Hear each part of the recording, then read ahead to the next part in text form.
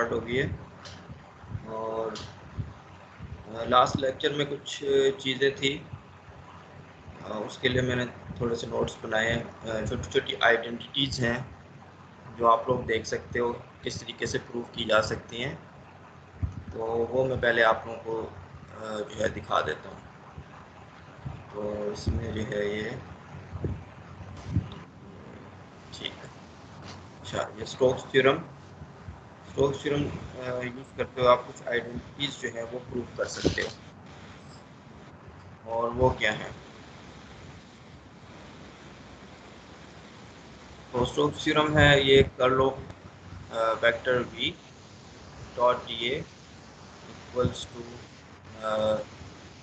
ये line integral है, close loop integral C जो है इसे कंटूर कह सकते हो आप, क्लोज लूप एस जो है सरफेस है, v डॉट डी एल ये लेंथ है डी एल वेक्टर।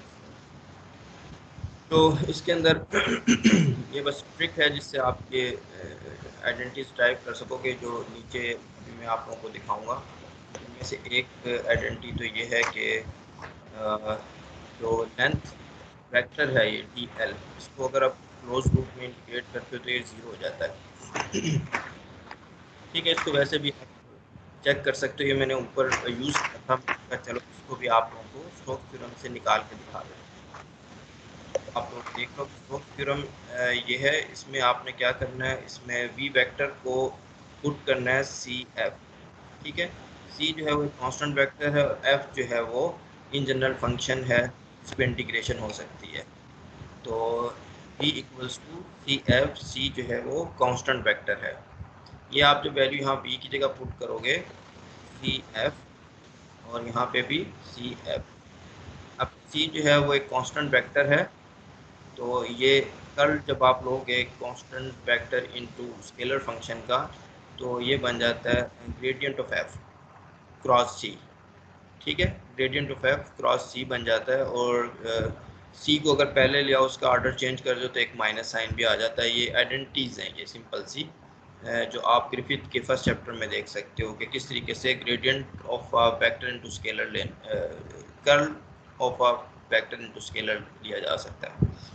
तो ये हो गया। फिर यहाँ पे आपके पास ये वाली चीज़ बन जाती है। सी क्योंकि कांस्टेंट है वो मैंने इंटीग्रल से बाहर निकाल दिया, माइनस साइन आ गया वो उसके ऑर्डर को चेंज करने में।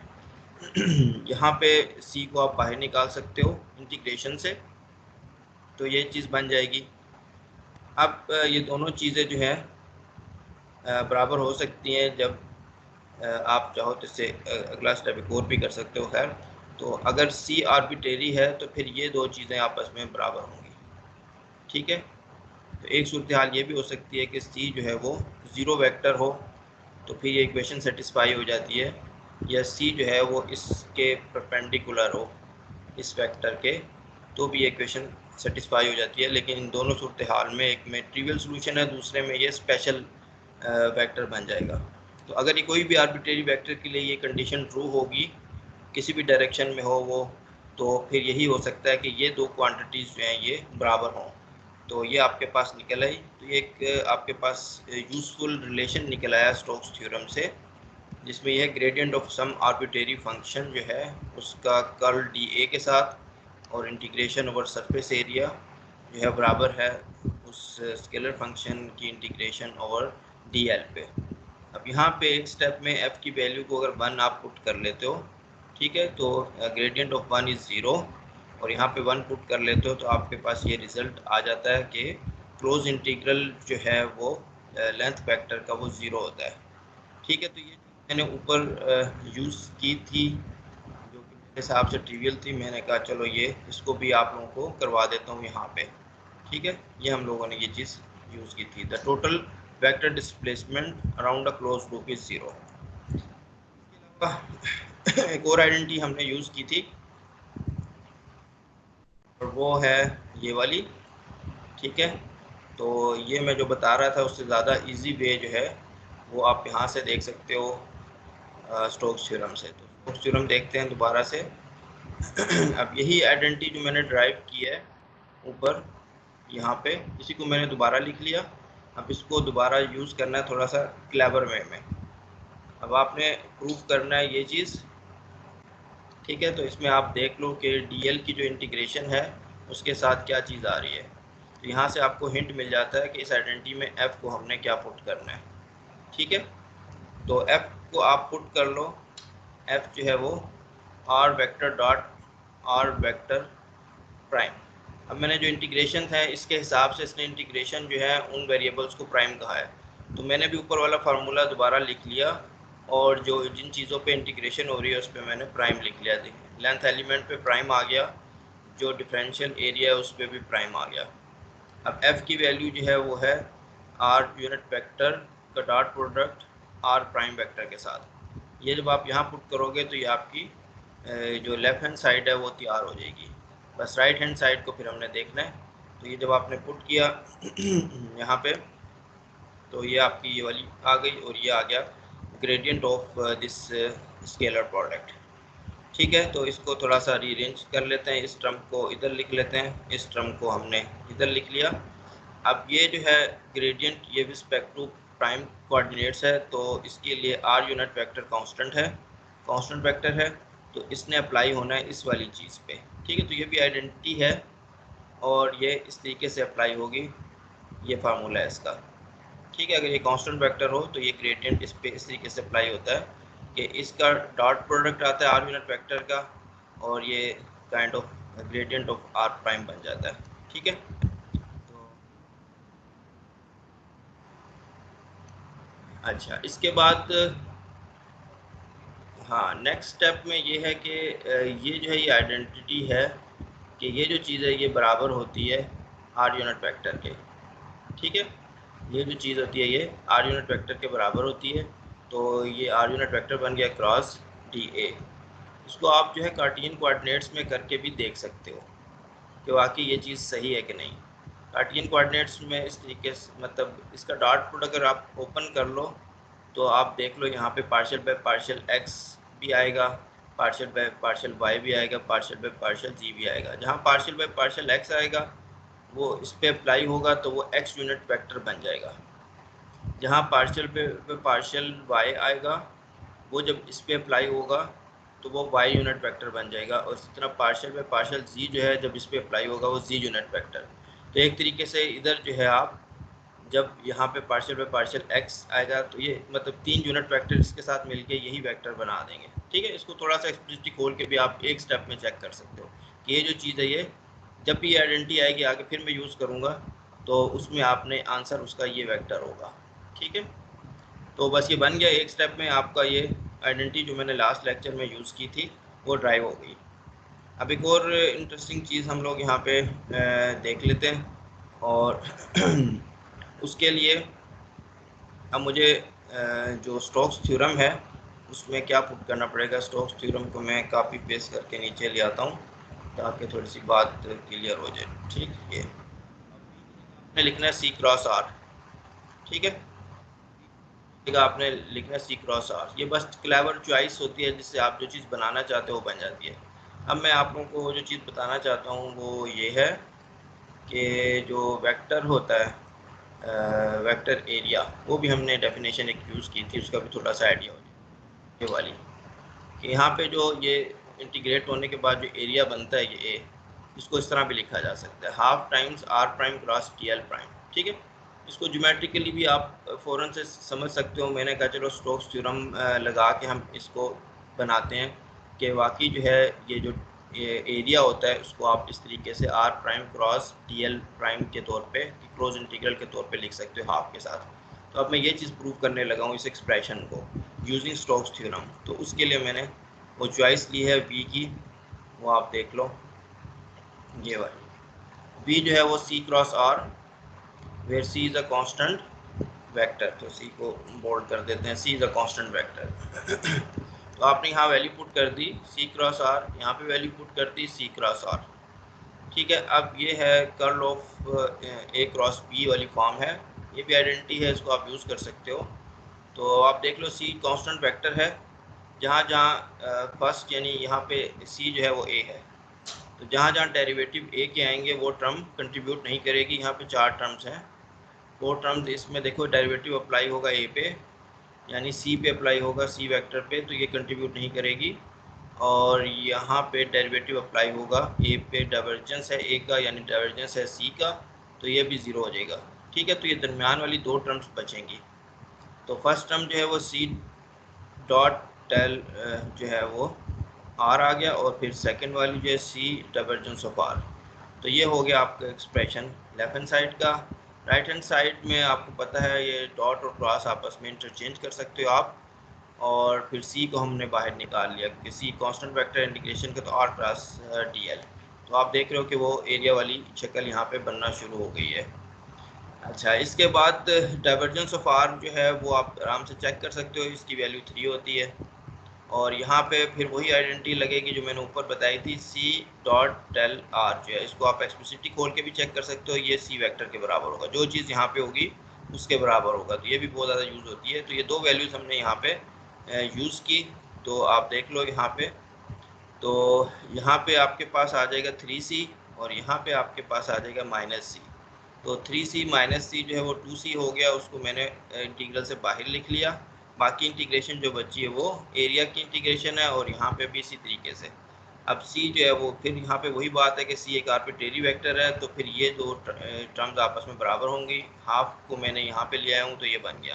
तो इस तरीके से आप ये भी देख सकते हो कि वाकई ये बात सही है कि जो एरिया होता है उसको आप इस तरीके से एक्सप्रेस कर सकते हो, half close integral R cross D L. तो यहाँ पे स्टॉप करते हैं। छोटी सी आइडेंटिटी थी जो लास्ट लेक्चर के हवाले से यूज़फुल थी, मैंने आप लोगों को ये करवा दी है। तो आपका कोई क्वेश्चन है तो आप लोग अभी कर लो।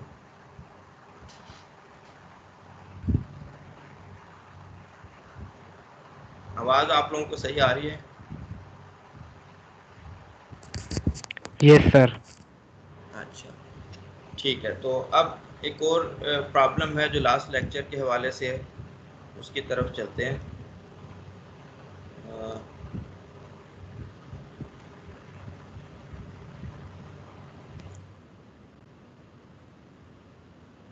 वो है ये 6.21 का। ठीक है, 6.216 चैप्टर का 21 प्रॉब्लम है ये। इसमें वो कहता है शो दैट द एनर्जी, काफ़ी यूज़फुल चीज़ है ये, आपकी मुख्तलिफ फील्ड्स में आप लोगों को ये काम आएगी। Show that the energy of a magnetic dipole in a magnetic field B is given by this, u equals to -m dot B.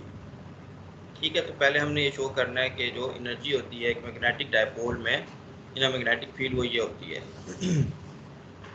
इसमें ज़्यादातर जो है वो, हाँ, मैग्नेटिक फील्ड में ये एनर्जी होती है। तो इसको कैसे ड्राइव किया जा सकता है, तो आप लोग में से कोई बताएगा?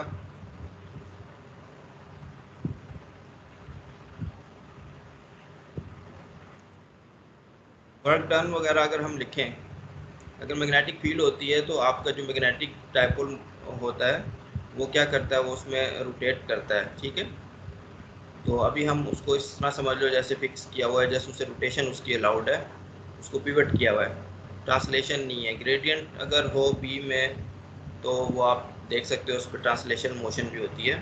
तो यहाँ पे बात होगी सिर्फ रोटेशन की, कि आपने अपना डाइपोल जो है उसको कॉमन पिन के साथ जो है लगा दिया बोर्ड पे, वो सिर्फ घूम सकता है और कुछ नहीं कर सकता। स्टैंडर्ड मैग्नेटिक फील्ड लगाओगे तो वो क्या करेगा, वो उसमें अपने आप को अलाइन करने की कोशिश करेगा मैग्नेटिक फील्ड की डायरेक्शन में। तो उसमें जो घूमने में वर्क डन जो है, मतलब इसी तरह जैसा स्प्रिंग को दबा दिया आपने, दबाने में जितना वर्क डन किया वो उसमें एनर्जी के तौर पे स्टोर हो गया। यहाँ पे भी इस तरह की चीज़ है, मैग्नेटिक आपका डाइपोल जो है वो बी की डायरेक्शन में जो है जाने की कोशिश कर रहा है, आपने उसे पकड़ के थोड़ा सा किसी एंगल थीटा पे रख दिया। ठीक है, तो छोड़ोगे तो वो दोबारा से घूम के वहाँ पे आ जाएगा। तो इस तरीके से आप उसमें एनर्जी स्टोर कर सकते हो। तो सारी सिचुएशन है कि वर्क डन जो है, वर्क डन हमने लिख लिया, तो ये यू का एक्सप्रेशन हम ड्राइव कर सकते हैं। तो वर्क डन जो है रोटेशनल डायनामिक्स में बड़ी आसानी से आप ये ड्राइव कर सकते हो, लेकिन एक यूज़फुल चीज़ है कि जहाँ फोर्स आती है वहाँ पे आप टार्क लिख सकते हो, जहाँ पे लीनियर डिस्प्लेसमेंट आता है वहाँ पे आप एंगुलर डिस्प्लेसमेंट लिख सकते हो। नॉर्मली जो वर्क डन होता है फोर्स का डॉट प्रोडक्ट होता है लीनियर डिस्प्लेसमेंट के साथ, यानी एफ होता है और उसमें डॉट डी एल होता है। ठीक है, तो यहाँ पे जो है इसके बजाय आप लोग फोर्स की जगह जो है वो टार्क लिख सकते हो। टार्क की नोटेशन शायद हमने n यूज़ की है, और यहाँ पे आप जो है वो थीटा लिख सकते हो। ठीक है, इस तरीके से वर्क डन को जो है इसको आपने इंटीग्रेट करना है। और टार्क जो है वो मैग्नेटिक फोर्स में जो टार्क की डायरेक्शन बनेगी वो बस थीटा के ही अलोंग होगी, कि थीटा को ही जो है वो रोटेट करेगी। थीटा की डायरेक्शन राइट हैंड रूल से आप देख सकते हो। आपकी फिंगर्स जो है वो एंगल की डायरेक्शन में अगर होंगी तो थंब आपको बता देगा थीटा की डायरेक्शन जो है। इसी तरीके से टार्क की डायरेक्शन तो आप लोगों को पता है। टार्क देखते हैं ऊपर जाके, हमने एक्सप्रेशन ये निकाला हुआ था, हाँ ये है। तो यहाँ पे ये एक्सप्रेशन n का है, m क्रॉस जो है वो p। ठीक है, तो इसको आप पुट करके इसको आप इंटीग्रेट करोगे तो आप देखोगे कि आपके पास ये एक्सप्रेशन जो m डॉट b वाला है ये बन जाएगा। ठीक, मैं अब ये कर नहीं रहा आप लोगों के लिए, आप लोग इसको खुद से जो है वो चेक कर लो जो है वर्क डन को करके। ठीक है, इसके बाद अगर आपके पास दो मैग्नेटिक डाइपोल्स हैं, एक m1 है और एक m2 है, तो इनकी जो आपस की जो एनर्जी होगी वो कैसे लिखी जा सकती है। तो अब ज़्यादा मुश्किल चीज़ नहीं है। इनमें से एक जो है वो m1 ले लो आप, और मैग्नेटिक फील्ड ड्यू टू 2 ले लो आप। ठीक है, तो यहाँ पे m1 यहाँ पे नहीं बल्कि यहाँ पे, हाँ ये ठीक है, यहाँ पे m1 आ जाएगा और यहाँ पे मैग्नेटिक फील्ड ड्यू टू 2, और ड्यू टू 2 मैग्नेटिक फील्ड का एक्सप्रेशन जो है वो ऊपर हमने एक प्रॉब्लम किया था, वहाँ से आप वो एक्सप्रेशन लिख सकते हो। तो ये एक दो स्टेप में ये प्रॉब्लम सॉल्व हो जाएगा। तो कहाँ गया,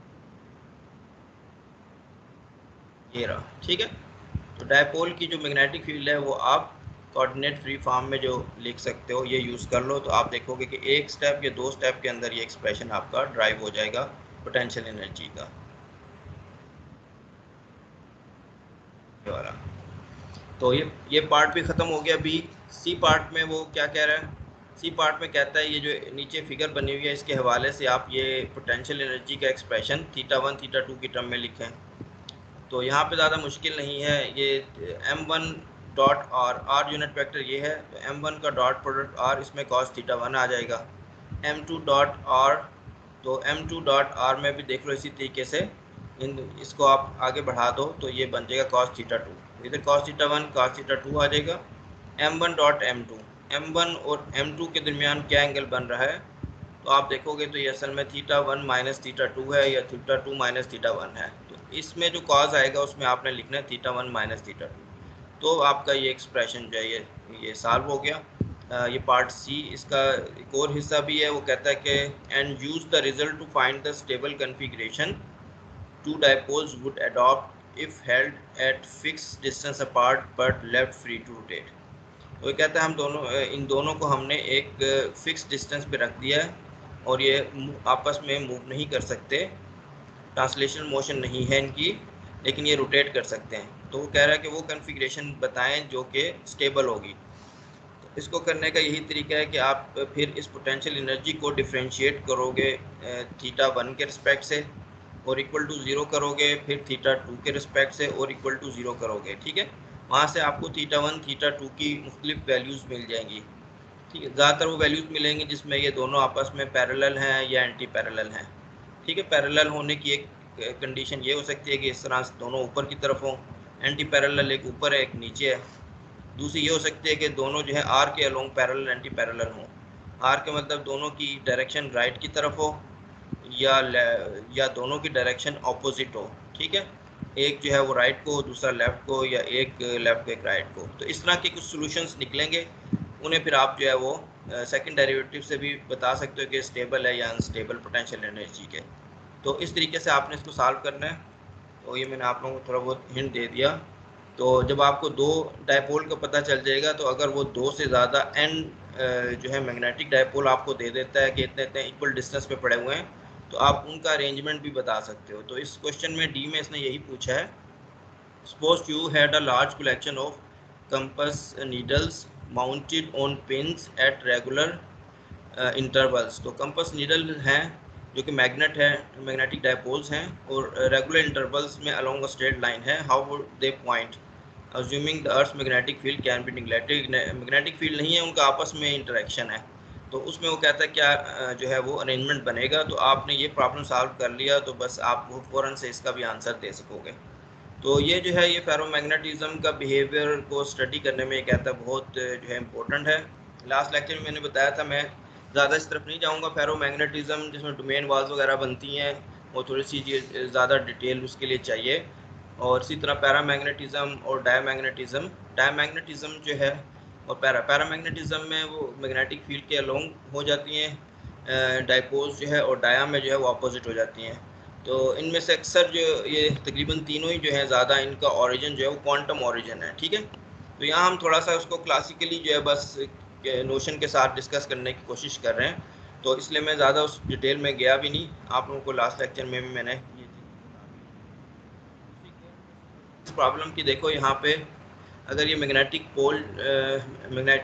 डायपोल जो है इसको आप काइंड ऑफ रिप्लेस कर सकते हो स्पिन के साथ, ठीक है। स्पिन जो है वो भी इलेक्ट्रॉन की स्पिन है, वो भी जो इंटरेक्शन, तो ये आपको बताता है कि इंटरेक्शन जो है वो क्या होगी, इंटरेक्शन टर्म क्या होगी अगर आपके पास कोई स्पिन वाला पार्टिकल है विद एक्सटर्नल फील्ड्स जो है। तो स्पिन जो है वो इंटरेक्ट करती है मैग्नेटिक फील्ड के साथ इस तरीके से कि यहाँ पे एस आएगा dot B, S dot B जो है वो इंटरेक्शन टर्म बनेगी, ठीक है। तो लैग्रेंजियन में अगर आपने लिखना है या ऐसी जगहों पे, तो आपको इंटरेक्शन टर्म अगर कोई पूछे कि स्पिन है तो उसकी इंटरेक्शन टर्म क्या बनेगी, तो स्पिन जो है वो इंटरेक्ट करती है मैग्नेटिक फील्ड से, ठीक है। जो डाइपोल बिहेवियर उसका जो है इस तरीके से। और चार्ज जो है, चार्ज इंटरेक्ट करता है पोटेंशियल एनर्जी से, क्यू वी की टर्म आती है, ठीक है। जो एनर्जी है Q into V, V potential है। तो ये भी थोड़ा सा आइडिया देने के लिए आप लोगों को कि यहाँ पे आप देख सकते हो ये चीज़ जो है क्लासिकली जो है आप लोग इसको आपने देखा किस तरीके से ये निकल के आती है। तो ये लास्ट लेक्चर के सारा हिस्सा था, तो यहाँ पे फिर हम थोड़ी सी ब्रेक करते हैं, फिर मैं नया जो है वो आप लोगों को बताता हूँ।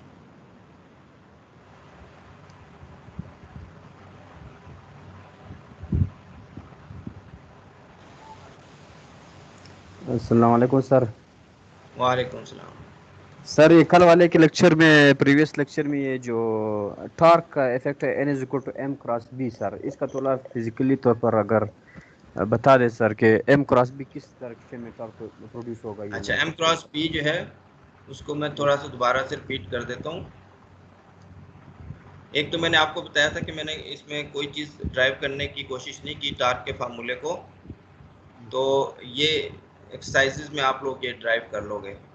तो क्रॉस प्रोडक्ट में यही है कि मैग्नेटिक फील्ड जो है, ठीक है, मैग्नेटिक फील्ड क्रॉस प्रोडक्ट में क्या है, एम को अगर आप फिंगर्स के जरिए रोटेट करोगे बी की डायरेक्शन में, तो आपको डायरेक्शन मिलेगी एन यूनिट वेक्टर की, एन वेक्टर की, एन इज टार्क। तो टार्क असल में क्या कर रहा है, वो इस वेक्टर को इस वेक्टर की डायरेक्शन में रोटेट करेगा। इसका इफेक्ट ये होगा, यानी कि एम जो है डाइपोल वो कोशिश करेगा मैग्नेटिक फील्ड की डायरेक्शन में अलाइन होने को। तो ये इसका फिजिकली इफेक्टिव जो है बिहेवियर होगा। या और तो नहीं कुछ इसमें पूछना आप लोगों को?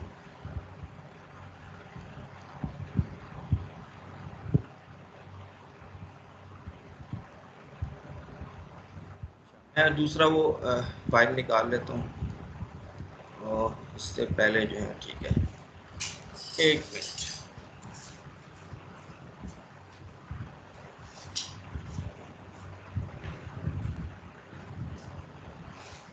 सही। अच्छा, अब आज हम थोड़ा बहुत शुरू करेंगे ये इलेक्ट्रोडायनेमिक्स वाला पोर्शन। ये 7 चैप्टर है ग्रिफिथ का, और इसमें कुछ थोड़ी बेसिक चीज़ें जो हैं वो मैं आज डिस्कस करूँगा, जिसमें ओहम्स लॉ है, और उसमें फिर इलेक्ट्रो मोटिव फोर्स जो है, ईएमएफ वगैरह, वो बस हम लोग पढ़ेंगे आज, ठीक है। तो वो अब आप देख लो कि ये है, ये ग्रिफिथ का 7 चैप्टर है। ये इसने शुरू किया है ओहम्स लॉ से, ओहम्स लॉ। और इसमें कहता है कि फॉर मोस्ट सब्सटेंसेस जो करंट का बिहेवियर होता है करंट डेंसिटी का, the current density J is proportional to the force per unit charge F. तो ये एक तरह का ये एम्पिरिकल बिहेवियर है कि करंट डेंसिटी जो है वो प्रोपोर्शनल होती है फोर्स पर यूनिट चार्ज, वो फोर्स जो चार्जेस को मूव करती है और करंट बनाती है। ठीक है, तो इसकी हम थोड़ी सी आगे चल के डिस्कशन करेंगे। और प्रोपोर्शनैलिटी कांस्टेंट जो है वो होता है सिग्मा, जिसको हम कहते हैं कंडक्टिविटी। साथ ही इसने लिख दिया not to be confuse with surface charge density जो है, जो कि अक्सर हम लेते हैं। तो ये सिग्मा जो है यहाँ पे ये कंडक्टिविटी है। और अगर इसका आप इन्वर्स लोगे तो वो क्या बन जाता है, कंडक्टिविटी का रेसिप्रोकल जो है वो होता है रेजिस्टिविटी। ठीक है, तो फिर परफेक्ट कंडक्टर और ये वो सारी चीज़ें इसने यहाँ पे डिस्कस की हुई हैं।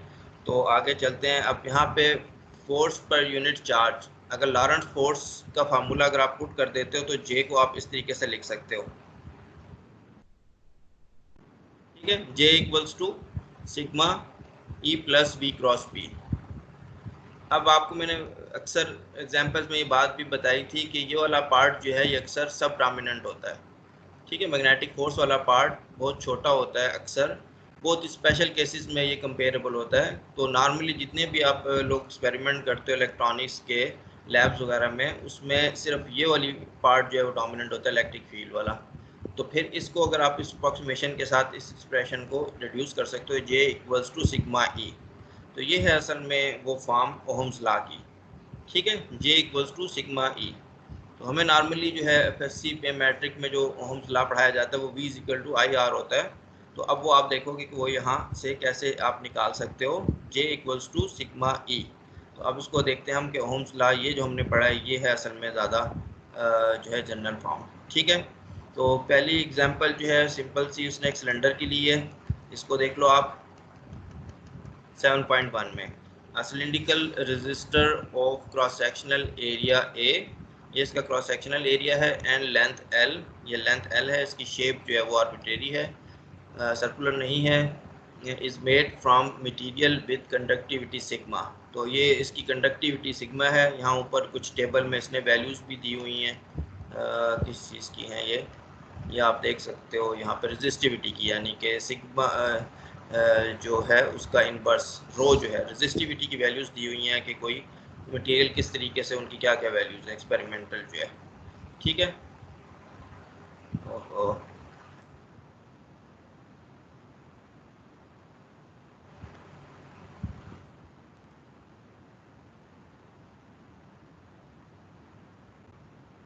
अच्छा, इसके बाद जो है क्या चीज़ cross section circular but I two is metre. ठीक है, अच्छा इसके बाद कहता है if the potential is constant over each end, यानी यहाँ पे पोटेंशियल जो है पूरे एंड पे कांस्टेंट है, इस वाले पे भी और इस वाले पे भी। The potential difference between the ends is V, यहाँ भी कांस्टेंट है यहाँ भी कांस्टेंट है। यहाँ जो वैल्यू है V1 है, यहाँ V2 होगी, तो इन दोनों का जो डिफरेंस है डेल्टा V, उसको उसने V लिखा है। बट करंट फ्लोज, क्वेश्चन है जी कि आप बताएं कि करंट जो है वो क्या फ्लो करती है। ठीक है, तो अब ये कैसे निकालेंगे। तो करंट जो है वो आपको पता है करंट पर यूनिट एरिया होता है। तो इसको अगर क्रॉस सेक्शनल और करंट यूनिफॉर्म है तो इसको क्रॉस सेक्शनल एरिया ए से मल्टीप्लाई करते हो। करंट पर यूनिट एरिया, और एरिया क्या होता है, वो परपेंडिकुलर होता है to the direction of flow जो है। तो करंट इसमें फ्लो करेगी तो उसके परपेंडिकुलर एरिया वो क्रॉस सेक्शनल एरिया ही बनता है। तो उसको आप जे से मल्टीप्लाई करोगे तो करंट बन जाएगी। अब जे में आपने लगाना है ओहम्स लॉ, वो है सिग्मा ई।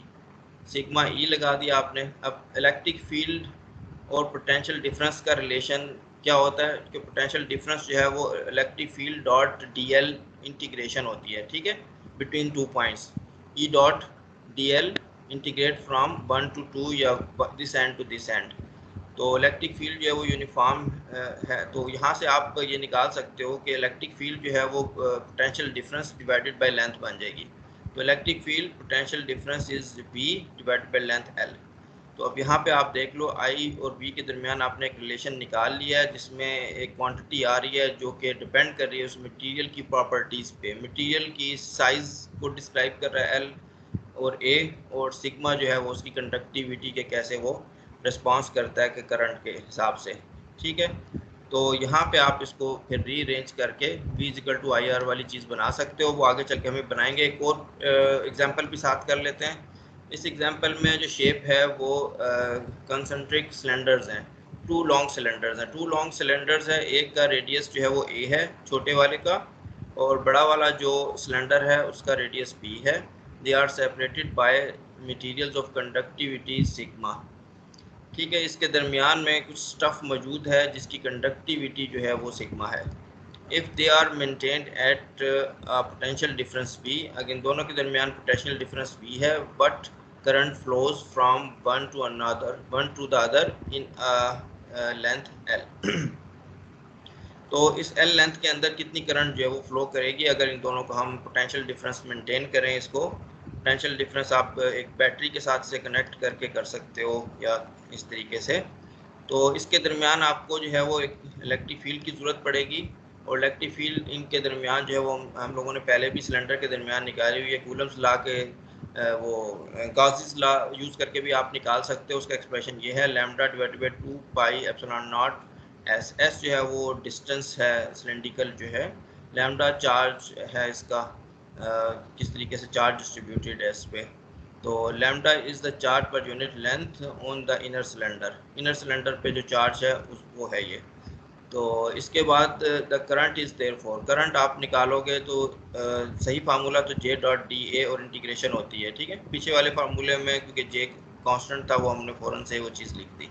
तो यहाँ पे जे जो है वो उसका डिपेंडेंस एस पे इस तरीके से आएगा, जे जो है वो सिग्मा ई है और ई जो है उसमें फिर 1 ओवर एस का डिपेंडेंस है। ठीक है, तो यहाँ पे अब आप इसको आराम से एस डिफरेंशियल एरिया का डॉट प्रोडक्ट एस से लोगे तो आपका जो एरिया बन जाएगा वो आप देख लो यहाँ पे कि वो यहाँ पे एल लेंथ के साथ जो है। ठीक है, इलेक्ट्रिक फील्ड की आपने वैल्यू यहाँ पुट कर ली और 2 पाई एप्सिलॉन नॉट एस आ गया, एस जो है, और फिर ये इंटीग्रेट जब आप करोगे तो ये, तो यहाँ पे डिफरेंशियल एरिया में आपके पास जो है वो एस का फैक्टर भी आएगा, वो मेरा ख्याल है वो कट जाएगा और फिर वो दूसरा फैक्टर शायद आएगा। तो खैर, तो ये आपके पास एक्सप्रेशन बन गया, और इसको देख लेते हैं नीचे थोड़ा सा और करके। अब पोटेंशियल डिफरेंस जो है वो भी इसने यहाँ पे इस केस में, क्योंकि पहला केस बड़ा ट्रिवियल था, इस केस में पोटेंशियल डिफरेंस इसने ई डॉट डी एल वाला फार्मूला लिखा है यहाँ पे, इलेक्ट्रिक फील्ड की वैल्यू पुट की है और इंटीग्रेट किया फ्रॉम ए टू बी, तो ये बन गया। ठीक है, तो अब यहाँ पे आप चाहो तो ये लैम्डा जो है इसको एलिमिनेट कर सकते हो। लैम्डा को एलिमिनेट कर लो तो आपका एक्सप्रेशन ये बन जाता है। तो आई और बी में एक रिलेशन जो है, हाँ, आई और बी में एक रिलेशन जो है वो बन रहा है। ठीक है, और यहाँ पे जो है ये कांस्टेंट आ रहा है जो इसकी ज्योमेट्री पे डिपेंड कर रहा है, लेंथ पे, उसकी कंडक्टिविटी पे, ए बी उसके साइज को डिफाइन कर रहा है। तो अब इन दोनों केसेस में वो कहता है कि आप ये चीज़ देख रहे हो कि वी और आर जो है वो आपस, वी और आई जो करंट है और पोटेंशियल डिफरेंस जो है वो आपस में लीनियरली रिलेटेड है। V is equal to I R, और आर जो है वो क्या है, पहली एग्जांपल में आर की वैल्यू जो है वो एल ओवर सिग्मा ए है, और सेकंड में जो है आर की वैल्यू जो है वो यही है, इसका इन्वर्स ले लो आप, natural log of P over A divide by 2 pi sigma L. तो यहाँ पे थोड़ा सा स्टॉप कर लेते हैं, ये V equal to I R तक हम पहुँच गए। ओम्स लॉ जो है आप लोगों को बता के लिए जो है। ठीक, सही। कोई क्वेश्चन है? सर ये इलेक्ट्रोडायनामिक्स में सर, हाँ जी सर इलेक्ट्रोडायनामिक्स में सर इलेक्ट्रॉन टाइम के साथ वेरी करता है कि इसमें क्या कि जो मतलब इलेक्ट्रॉन की जो वेरिएशन है वो किसके लिहाज से हो रहा है, कोई स्टडी मोशन तो नहीं है ना, स्टैटिक कंडीशन है ना सर? अच्छा, मुझे समझ नहीं आया कि आप क्या पूछ रहे हो कि इलेक्ट्रॉन की। सर मैं पूछ रहा हूँ कि जो इलेक्ट्रोडायनामिक्स में जो डायनामिक्स मोशन है, इलेक्ट्रॉन की मोशन के बारे में हम पढ़ रहे हैं ना सर, कि इलेक्ट्रॉन की जब बिहेवियर चेंज हो रहा है, टाइम के लिहाज से चेंज हो रहा है कि तो इसमें जो है ना इसका इलेक्ट्रॉन का इफेक्ट क्या होगा, तो ये अच्छा, टाइम के लिहाज से हाँ, चेंज हो रहा है सर इसमें? अभी इलेक्ट्रोडायनेमिक्स जो है वो अपने पूरी स्विंग में नहीं आया, वो थोड़ा सा भी मैंने उसकी बेस बना रहा हूँ। ठीक है, फिर आगे चल के जब बात होगी फिर मैं इस पॉइंट की तरफ आऊँगा कि इलेक्ट्रोडायनेमिक्स पहले जो हमने स्टडी चीज़ पढ़ी है और अब क्या है फ़र्क। ठीक, अभी थोड़े से वो टूल्स जो हैं वो डेवलप कर रहे हैं उस डिस्कशन को समझने के लिए। ठीक है। तो इन जनरल हमने जो पहले चीज़ पढ़ी है इलेक्ट्रोस्टैटिक्स है और मैग्नेटोस्टैटिक्स। अब जो है उसमें टाइम वेरिएशन आएगी, चार्जेस जो हैं वो टाइम के साथ चेंज हो रहे हैं या उनकी डेंसिटी चेंज हो रही है या करंट जो है वो स्टेडी नहीं रहेगी, उसकी भी वैल्यू टाइम के साथ चेंज होगी। तो उसको कैसे डील करेंगे वो थोड़ा सा आगे चल के आएगी चीज़। यहाँ पे अभी जो है थोड़ी सी अभी प्रिलिमिनरी जो है वो चीज़ें हम डेवलप कर रहे हैं उसके लिए, डिस्कशन के लिए इलेक्ट्रोडायनेमिक्स की। ठीक है, आज थोड़ा शायद ही शुरू कर सकें, कल के जो नेक्स्ट लेक्चर होगा उसमें फिर इलेक्ट्रोडायनेमिक्स जो है वो सही तरीके से आपको नज़र आएगी कि क्या बात हो रही है असल में। ठीक है, इलेक्ट्रिक फील्ड और मैग्नेटिक फील्ड टाइम के साथ जो है वो चेंज होंगी, वो वाली चीज़ें आपको फिर नज़र आएंगी।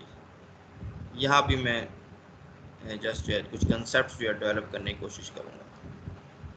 अच्छा चलो अब आगे चलते हैं, इसका जो है और कोई क्वेश्चन है आप लोगों का?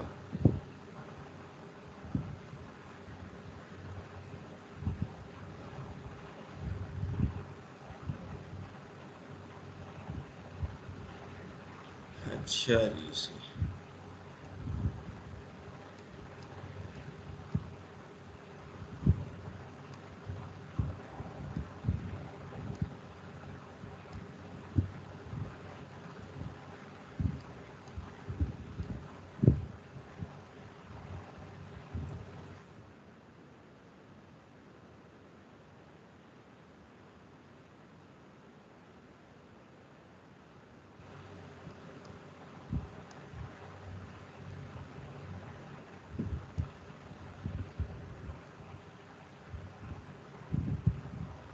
अच्छा तो अब ये चीज़ पढ़ते हैं हम, इलेक्ट्रोमोटिव फोर्स जो है।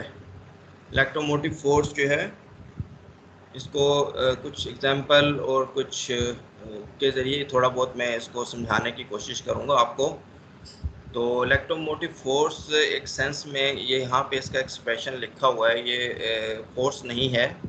यहाँ पे जो F है ये छोटा f, ये जैसा अभी हमने इसको यूज़ भी किया, ये फोर्स पर यूनिट चार्ज है, force per unit charge into length.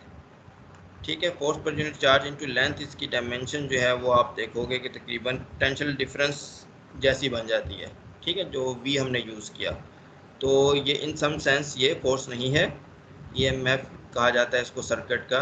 तो यहाँ लिखा हुआ है ग्रिफिथ ने, it is a lousy term since this is not a force at all, it is the integral of a force per unit charge. तो ये length integral है force per unit charge. Some people prefer the word electromotance but EMF is so ingrained that I think we better stick with it। यानी कि ये जो terminology है इतनी ज़्यादा यूज़ होती है कि हमें इसको चेंज नहीं करना चाहिए, कि सारे लोग इसको समझते हैं कि क्या है इलेक्ट्रोमोटिव फोर्स। तो ये चीज़ है। इसके अंदर जो F है, ये दो F हैं, इनका थोड़ा सा रोल मैं बता दूं कि इस चीज़ का ताल्लुक इलेक्ट्रोमोटिव फोर्स का इस तरीके से है कि करंट के अंदर जो वायर के अंदर करंट मूव करती है उसके पीछे क्या जो है फोर्सेस इन्वॉल्व हैं, उसकी डिस्कशन से रिलेटेड है ये। तो अगर आप देखोगे किसी बैटरी के साथ जो है कोई वायर अगर कनेक्टेड है, तो बैटरी जो है वहाँ पे वो उन चार्जेस को के फ्लो को हम करंट कहते हैं, तो उन चार्जेस को मूव करने के लिए कोई फोर्स लगाती है, तो उस पर यूनिट चार्ज जो है तो उसको यहाँ पे इसने रिप्रेजेंट किया हुआ है एफ के साथ। एस का मतलब सोर्स। ठीक है, तो बैटरी जो वायर के अंदर लगाती है, चार्ज को पुश करती है कि वो वायर के अंदर मूव करें, एंटर करें, तो उसको कहते हैं ये एफ जो है ये। अब बैटरी की बहुत ज़्यादा मुख्तलिफ़ किस्म की सिचुएशन हो सकती हैं, इसमें जो है वो केमिकल एनर्जी जो है वो यूज़ हो सकती है उस फोर्स को लगाने के लिए, या इलेक्ट्रिकल एनर्जी, और इस तरह की बहुत सारे उसमें एलिमेंट्स हो सकते हैं कि वो बैटरी किस किस्म की है। तो इस एफ का ताल्लुक उससे है।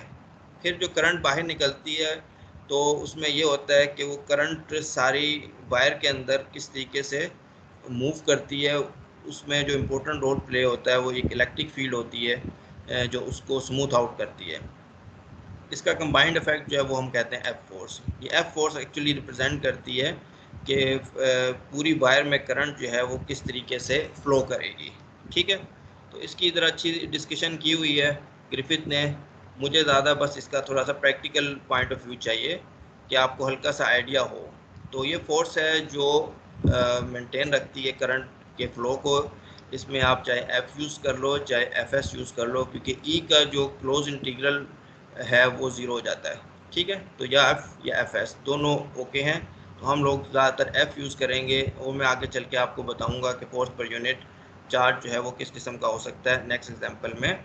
तो वो कंसिडर करते हैं मोशनल ईएमएफ। मोशनल ईएमएफ यहाँ पे एक लूप है, ठीक है, और एक शेडेड एरिया है, और करंट जनरेट करने वाली चीज़ वो जनरेटर कहलाता है। तो ये कहता है figure above is a primitive model for a generator. ये करंट जनरेट करने वाला एक जनरेटर है, बहुत ही सिंपल किस्म का। In the shaded region there is a uniform magnetic field भी। इस हिस्से में आपके पास यूनिफॉर्म मैग्नेटिक फील्ड है, ठीक है, यहाँ पे। और उसकी डायरेक्शन क्या है, पॉइंटिंग इनटू द पेज।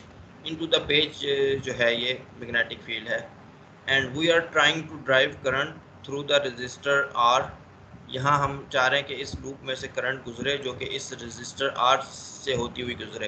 ये रजिस्टर आर जो है ये क्या चीज़ हो सकती है, which could be a light bulb, यहाँ बल्ब भी लगा हो सकता है, और टोस्टर और समथिंग एल्स, ठीक है। If the entire loop is pulled to the right with speed p, तो इस पूरे लूप को हाथ से पकड़ के आपने राइट की तरफ पुल किया, और इसकी जो स्पीड है वो v है। The charges in segment A B experience a magnetic force whose vertical component QVB drives current along the loop in the clockwise direction। तो अब आप देखो कि ये जो बात इसने की है, उसने कहा कि जब आप इसको इस तरीके से खींचते हो तो ए बी पोर्शन को आप देख लो, बस ये जो लेंथ वाला पोर्शन है इसमें जो चार्जेस मौजूद हैं वो वी वेलोसिटी के साथ राइट की तरफ मूव करेंगे। जब वो राइट की तरफ मूव करेंगे और मैग्नेटिक फील्ड जो है वो इनटू द पेज है, तो आप राइट हैंड रूल यूज़ करके इसको देख सकते हो कि वी को आप रोटेट करो बी की डायरेक्शन में, ठीक है। वी को बी की डायरेक्शन में रोटेट करोगे तो आपको पता चल जाएगा कि फोर्स जो चार्जेस पे लगेगी वो अपवर्ड होगी।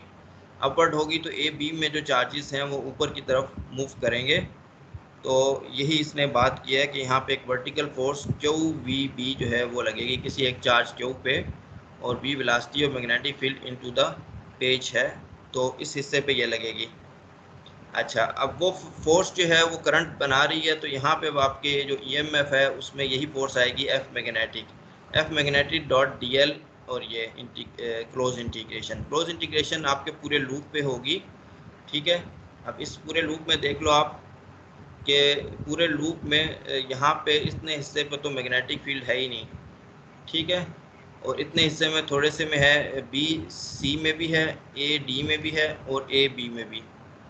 अब बी सी जो है इसका जो लेंथ की डायरेक्शन है वो अलोंग वी है, ठीक है। तो वो वाला पार्ट जो है वो कंट्रीब्यूट नहीं करेगा, वो वाला पार्ट जो है वो कंट्रीब्यूट नहीं करेगा। उसकी रीज़न ये है कि वो परपेंडिकुलर है एफ मैग्नेटिक के। एफ मैग्नेटिक जो है वो अगर ऊपर की तरफ है तो ये जो साइड वाले हैं ए डी और बी सी और ए डी कंट्रीब्यूट नहीं करेंगे, क्योंकि मैग्नेटिक जो फोर्स है उसकी डायरेक्शन अपवर्ड है। तो सिर्फ एक पार्ट कंट्रीब्यूट करेगा, वो है ए बी, ठीक है। दोबारा मैं इस चीज़ को रिपीट कर देता हूँ कि ये वाला पोर्शन तो इसमें तो मैग्नेटिक फील्ड है ही नहीं, जो बाहर है। जो अंदर है वो है आपके पास सी बी ए डी। इसमें ए बी जो है मैग्नेटिक फोर्स की डायरेक्शन में है, तो ये फोर्स का डॉट प्रोडक्ट डी एल के साथ ये एग्जिस्ट करेगा। और बी सी और ए डी जो है ये लेंथ एलिमेंट परपेंडिकुलर हैं मैग्नेटिक फोर्स के, तो ये इस इंटीग्रल में कंट्रीब्यूट नहीं करेंगे। तो अब फाइनल आंसर आपका बन गया कि ये जो ये हिस्सा है डी एल, ये एच हाइट है इसकी, ये आप देख लो फिगर में दोबारा से। तो ये इतना हिस्सा ए बी जो है इसकी लेंथ जो है वो एच है। तो बस तीनों चीज़ें आपने पुट कर दी तो आपके पास आंसर आ गया वी बी एच। तो ये ईएमएफ का फार्मूला है यहाँ पे। यहाँ कोई बैटरी नहीं लगी हुई, तो यहाँ पे आपके पास बगैर बैटरी के ये ईएमएफ आ गया, ठीक है। इस पर हम डिस्कशन करेंगे। Where h is the width of the loop, the horizontal segment B E A D contributes nothing since the force here is perpendicular to the wire.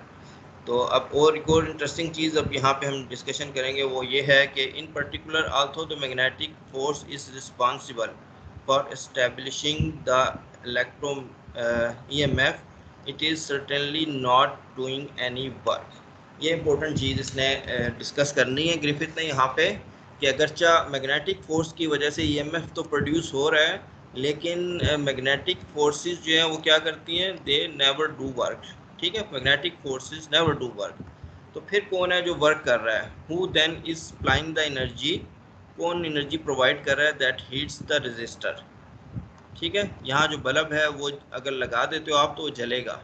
तो कौन एनर्जी प्रोवाइड कर रहा है? अगर मैग्नेटिक फील्ड नहीं कर रही है तो पीछे उसके जो है EMF प्रोड्यूस करने के क्या चीज़ है? अगरचे के फार्मूले में हमने मैग्नेटिक फोर्स वाला फार्मूला यूज़ किया, यानी कि लग रहा है कि जैसे मैग्नेटिक फोर्स ने जो है ये चीज़ प्रोवाइड किया है। तो ये एक इंटरेस्टिंग डिस्कशन है, इसमें थोड़ी सी स्टूडेंट को कन्फ्यूजन हो सकती है कि भाई वो तो हमने वहाँ पे ये यूज़ किया है तो फिर क्या हो रहा है। तो आंसर में इसने लिखा है कि the person pulling on the wire must exert a force per unit charge F pull equals to UB to the right। तो अभी आंसर यहाँ तक हम समझते हैं कि आंसर असल में इसका ये है कि जो पर्सन है वो एनर्जी प्रोवाइड कर रहा है। ठीक है, किस तरीके से कर रहा है वो उसकी डिटेल अभी मैं नीचे बताऊंगा आपको। वो जो खींच रहा है वो ये एनर्जी दे रहा है जिससे आप अगर इस लूप के अंदर बल्ब लगाते हो तो वो जलेगा। तो अब वो किस तरह करता है उस चीज़ को देखने की ज़रूरत है। तो आप इसको इस तरीके से इस डायग्राम को भी देख सकते हो। तो ये पूरा लूप जो है, अब उस चीज़ को देखने के लिए कि वाकई वही वर्क डन जो है वो प्रोवाइड कर रहा है जो पर्सन इसको पुल कर रहा है, तो उसके लिए आपको ये चीज़ देखने की ज़रूरत है कि एक्चुअली लूप जो है वो v वेलोसिटी के साथ टुवर्ड्स राइट मूव कर रहा है। ठीक है, ये और चार्जेस जो हैं वो ए बी के अंदर वो मूव कर रहे हैं ऊपर की तरफ। ठीक है, तो एक्चुअल मोशन जो है वो इस तरीके से है। बाहर का ऑब्जर्वर देखेगा चार्जेस जो हैं इन दोनों वेलोसिटीज़ को ऐड करके देखेगा वो इस तरफ मूव कर रहे हैं। अगर डायरेक्शन इसकी इस तरफ है W की, ठीक है, तो फिर इस W की डायरेक्शन के हिसाब से और मैग्नेटिक फील्ड जो है वो इनटू द पेज है, तो आप फ़ौरन से राइट हैंड रूल लगा के देख सकते हो कि मैग्नेटिक फोर्स की डायरेक्शन ये बनेगी। ठीक है, मैग्नेटिक फोर्स की डायरेक्शन ये बनेगी F मैग्नेटिक। अब F मैग्नेटिक ये बनेगी तो इसके दो हिस्से बन जाएंगे। एक इसको रिजॉल्व कर सकते हो, मैग्नेटिक फोर्स का एक हिस्सा जो है वो हॉरिजॉन्टल होगा, एक वर्टिकल। जो हॉरिजॉन्टल वाला होगा उसमें जो वेलोसिटी आएगी, ठीक है, वो ये वाली आएगी u, और जो वर्टिकल है उसमें जो वेलोसिटी आएगी वो v वाली आएगी। ठीक है, तो ये आप आराम से बना सकते हो। तो ये वाला पार्ट जो हॉरिजॉन्टल वाला पार्ट है वो ub। तो जो पर्सन एक्सटर्नल फोर्स F पुल लगा रहा है एक्चुअली वो ub जो है इसको बैलेंस कर रहा है। ठीक है, तो वो इतनी फोर्स लगाएगा, यहाँ पे मैंने यही लिखा कि वो पर्सन जो है F पुल लगा रहा है UB टुवर्ड्स राइट, और वो बैलेंस कर रहा है मैग्नेटिक फोर्स के इस कंपोनेंट को UB को। ठीक है, तो जब ये दोनों फोर्सेस बैलेंस हो जाएंगी तो फिर हॉरिजॉन्टल डायरेक्शन में कोई एक्सेलरेशन नहीं होगा, ये कांस्टेंट स्पीड के साथ आप इसको मूव कर सकते हो। ठीक, अगर ये नहीं लगाता फोर्स, यानी दरमियान में अगर छोड़ देता है, तो फिर ये दोबारा जो है ये लूप वापस जाने की कोशिश करेगा। इस फोर्स की वजह से जो है दोबारा अपनी सिचुएशन को मेंटेन करने की कोशिश करेगा, वो चीज़ होगी। खैर, तो यहाँ पे आपको मैंने ये थोड़ी सी समझा दी इस जो है इस डायग्राम को, और इसमें U जो है वो W के साथ एंगल थीटा बना रहा है।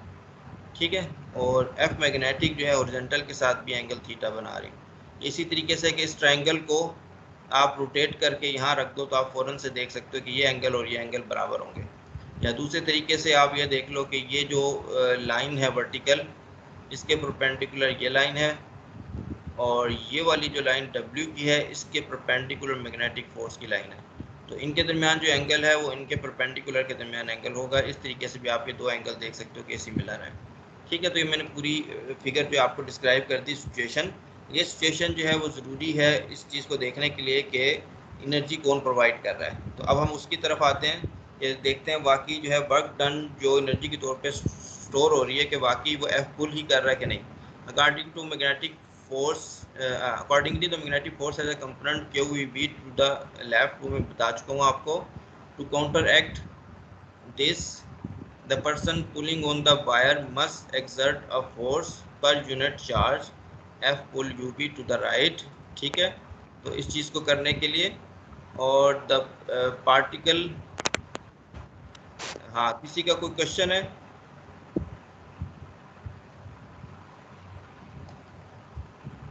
अच्छा, आवाज़ आई थी, मैंने कहा शायद किसी ने कोई क्वेश्चन करना है। अच्छा, मैं थोड़ी डिस्कशन ख़त्म करता हूँ, फिर मैं आपकी तरफ आता हूँ, आप लोगों की तरफ। ये थोड़ा सा ये पार्ट जो है, इस चीज़ को रोक के फिर हम लोग आपस में डिस्कस कर लेंगे इसको। और accordingly the magnetic force has a component q B B to the right. To counteract this, the person pulling on the wire must exert a force per unit charge F pull to the right. The particle is actually moving in the direction of the resultant velocity W. ये मैं सारी बात ऊपर बता चुका हूँ आपको diagram से। And the distance it goes is h over cos theta. तो वो डिस्टेंस भी आप देख सकते हो कि h over cos थीटा। अब ये अगर ये डिस्टेंस कवर करेगा, ये जो u वाला डिस्टेंस है ये h है, ठीक है। तो h है, तो ये डिस्टेंस कितना हो जाएगा? तो ये डिस्टेंस जो है वो h ओवर cos थीटा, ठीक है। h ओवर cos थीटा ये ट्रायंगल के हिसाब से। तो डिस्टेंस इतना कवर करा। द वर्क डन पर unit charge is therefore F dot D L करेंगे आप। फोर्स आपकी यू बी है, डिस्टेंस ये है, और फोर्स और डी एल के दरमियान जो डिस्टेंस है वो है साइन थीटा। तो ये भी देख लो आप, डी एल वाकई जो है यही है, साइन थीटा है। अच्छा,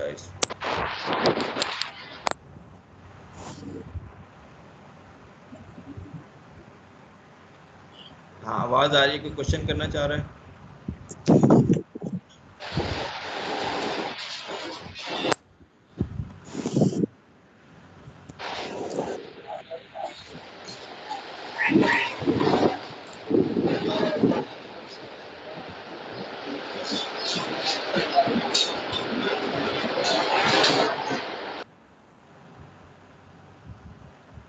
हाँ, मोहम्मद सकी की तरफ से आवाज़ आ रही है।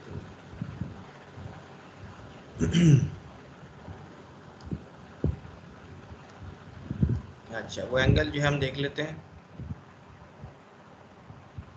तो इस डायरेक्शन में आप मोशन वो लेंथ एलिमेंट है, ठीक है, ये, और फोर्स ये है। तो इसके दरमियान एंगल ये वाला चाहिए आपको, W और F पुल के दरमियान एंगल चाहिए, which is 90 minus theta, 90 minus theta, ठीक है।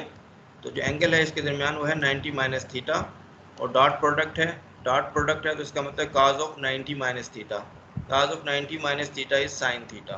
तो इस वजह से ये साइन थीटा आ रहा है डॉट प्रोडक्ट से, ठीक है। और ये आपकी जो लेंथ है जितना वो कवर कर रहा है वो h ओवर cos थीटा, ठीक है। परपेंडिकुलर लेंथ h नहीं है बल्कि W के डायरेक्शन में h ओवर cos थीटा। और जो फोर्स है वो u भी है, मैंने बता दिया था आपको, ये वाला कंपोनेंट है। अब इस सारी चीज़ को आप देखो तो इसमें क्या क्या हो गया, B भी आ गया यहाँ पे, H भी आ गया, और यहाँ पे आ गया V। B और U के दरमियान क्या रिलेशन है वो देख लेते हैं यहाँ से। B और U के दरमियान, B और U के दरमियान ये रिलेशन है, अगर इनकी मैग्नीट्यूड को आप डिवाइड करो तो टेंजेंट थीटा के बराबर हो जाती है। देखते हैं करके, V डिवाइडेड बाय U जो है वो टेन थीटा, ठीक है। तो U जो सही लिखा मैंने ये, हाँ, U जो है टेन थीटा। तो इसका मतलब होगा कि U जो है वो, तो यहाँ पे रिप्लेस किया इन्होंने V टेंजेंट थीटा, U, ठीक है। और फिर ये जो है ये आपका U यहाँ पे आ जाएगा इस तरह। तो U tangent theta is V, तो ये चीज़ यहाँ पे रिप्लेस की है यहाँ पे, ठीक है। U साइन थीटा और कॉस थीटा V के बराबर। तो आपने देखा कि यहाँ पे VBH जो है आ गया, और जो कि क्या है ये EMF VBH EMF। तो एक्चुअली जो यहाँ पे थोड़ा सा धोखा लग रहा है हमें कि मैग्नेटिक फोर्स जो है वो EMF प्रोड्यूस कर रही है, तो उसके पीछे एक कन्फ्यूजन ये आ जाती है कि आप मैग्नेटिक फोर्स जो है वो ही रिस्पॉन्सिबल है वर्क डन या एनर्जी देने के लिए। तो वो कहते नहीं, असल में जो चीज़ इन्वॉल्व है वो आपका हाथ है, कोई एक्सटर्नल एजेंट है वो प्रोवाइड कर रहा है एनर्जी, ठीक है। यहाँ पे इसी एक्सटर्नल एजेंट के बजाय जो है, इस सिचुएशन के बजाय जो बैटरी होती है वो प्रोवाइड करती है एनर्जी, ठीक है। दरमियान में इलेक्ट्रिक और मैग्नेटिक फोर्सेस तो चलती रहती हैं, लेकिन उसमें जो वर्क डन है वो आपका एक्चुअली बैटरी और उसके पीछे भी इलेक्ट्रिक फील्ड ही एक्चुअली होती है। तो यहाँ पे ये चीज़ हमने प्रूव कर दी कि जो एक्सटर्नल पुल है वो EMF जो है असल में प्रोड्यूस कर रहा है। As it turns out, then the work done per unit charge is exactly equal to the EMF. To calculate the EMF, you integrate around the loop at one instant, but to calculate the work done, you follow a charge in its motion around the loop. तो इसमें जो important चीज़ है कि मैंने highlight की हुई है वो आप देख लो, वो ये है कि F pull contributes nothing to the EMF. F pull जो है वो कहता है कि वो कंट्रीब्यूट, अगरचे कि आप देखो तो यहाँ आंसर जो हमने निकाला हुआ है, ठीक है, वो EMF के बराबर निकला हुआ है, ठीक है। इस चीज़ के हवाले से जो पहले लिखी इसने कहता है F pull contributes nothing to the EMF because it is perpendicular to the wire. EMF जब आप निकाल रहे होते हो तो उसने कहा कि EMF निकालते वक्त आपने एक इंस्टेंट पे इंटीग्रेट करना है, ठीक है। वो पहली वाली फिगर जहन में रखनी है, ये वाली। तो इसमें एफ पुल जो है वो इस तरफ है और लेंथ एलिमेंट जो है वो यहाँ पे है, तो इसलिए वो कह रहा परपेंडिकुलर कंट्रीब्यूट करता ही नहीं है EMF में, सही हो गया। और दूसरी सिचुएशन में वो कहता है कि आपने पूरी चार्ज की मोशन को बाकायदा देखना है, but to calculate the work done you follow a charge in its motion around the loop. तो उसमें ये शक्ल बनेगी, पहले में ये बनेगी, दूसरे में ये बनेगी। अब उसकी मोशन जो है उसमें सारा इफेक्ट्स डाल के आप देखो कि एक्चुअल मोशन जो है वो ये है, सीधी नहीं है बल्कि टेढ़ी है, ठीक है। तो उस सेंस में क्या कहता है whereas F magnetic contributes nothing to work because it is perpendicular to the motion of the charge. अब इस सिचुएशन को देखो आप, इस सिचुएशन में एक्चुअल मोशन ये है, तो मैग्नेटिक फोर्स उसने बनाई थी ऊपर वो ये है, ठीक है। तो एक्चुअल मोशन चार्ज की ये है, उसमें मैग्नेटिक फोर्स जो है वो ये है, और इसमें ये परपेंडिकुलर है तो ये कभी वर्क डन में कंट्रीब्यूट कर ही नहीं सकती।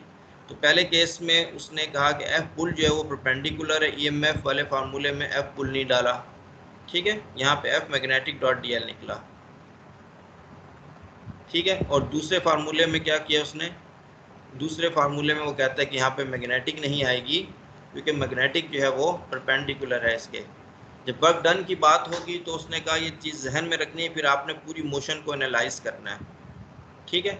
और जब आपने EMF निकालना है तो कहते हैं एक स्नैपशॉट के तौर पे उसे निकालना है। जैसे आपने एकदम से तस्वीर खींची इसकी एक इंस्टेंट पे, और उसमें आप देख रहे हो कि यहाँ पे करंट की ये डायरेक्शन है, ये एक इंस्टेंट पे जो, तो उसमें ये वाली एनालिसिस नहीं यूज़ करनी। तो ये थोड़ा सा ट्रिकी पार्ट है जिसको इसने यहाँ क्लियर करने की कोशिश की है कि EMF निकालते हुए, और ये चीज़ क्लियर की है कि मैग्नेटिक फोर्स जो है वो वर्क डन नहीं करती EMF निकालते हुए। तो आपकी जो है वो मैग्नेटिक फोर्स EMF में कंट्रीब्यूट करेगी। लेकिन अगर आप ये क्वेश्चन करते हो कि वर्क डन कौन कर रहा है, तो वर्क डन जो है वो एफ पुल कर रहा है, मैग्नेटिक फोर्स नहीं कर रही। और अगर आप ये करते हो कि EMF जो है वो क्या हो रही है, तो EMF में एफ पुल जो है वो कंट्रीब्यूट नहीं कर रहा बल्कि एफ मैग्नेटिक जो है वो कंट्रीब्यूट कर रही है, ठीक है। तो यहाँ पे फिर हम लोग जो है वो स्टॉप करते हैं। आप लोगों को क्वेश्चन है तो कर लो यहाँ पे, ये थोड़ी सी जो है वो डिस्कशन है।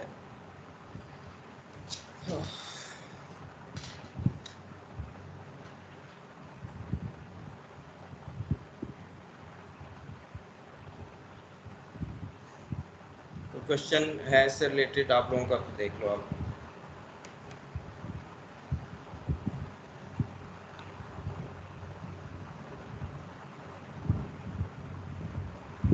नहीं है तो हम आगे चलते हैं फिर। तो मैं कुछ कर रहा हूँ, थोड़ा स्लो चल रहा हूँ ताकि आप लोगों को दुश्वारी ना हो ज़्यादा। अब नेक्स्ट स्टेज पे जा रहा है ग्रिफिथ, और एक इम्पोर्टेंट क्वांटिटी से जो EMF है उसको रिलेट करने लगा है। तो वो क्या है, कहता है there is a particular nice way of expressing the EMF generated in a moving loop, let phi be the flux of B through the loop, ठीक है। फ्लक्स है फाई जो है B के थ्रू, और फिर कहता है as the loop moves the flux decreases.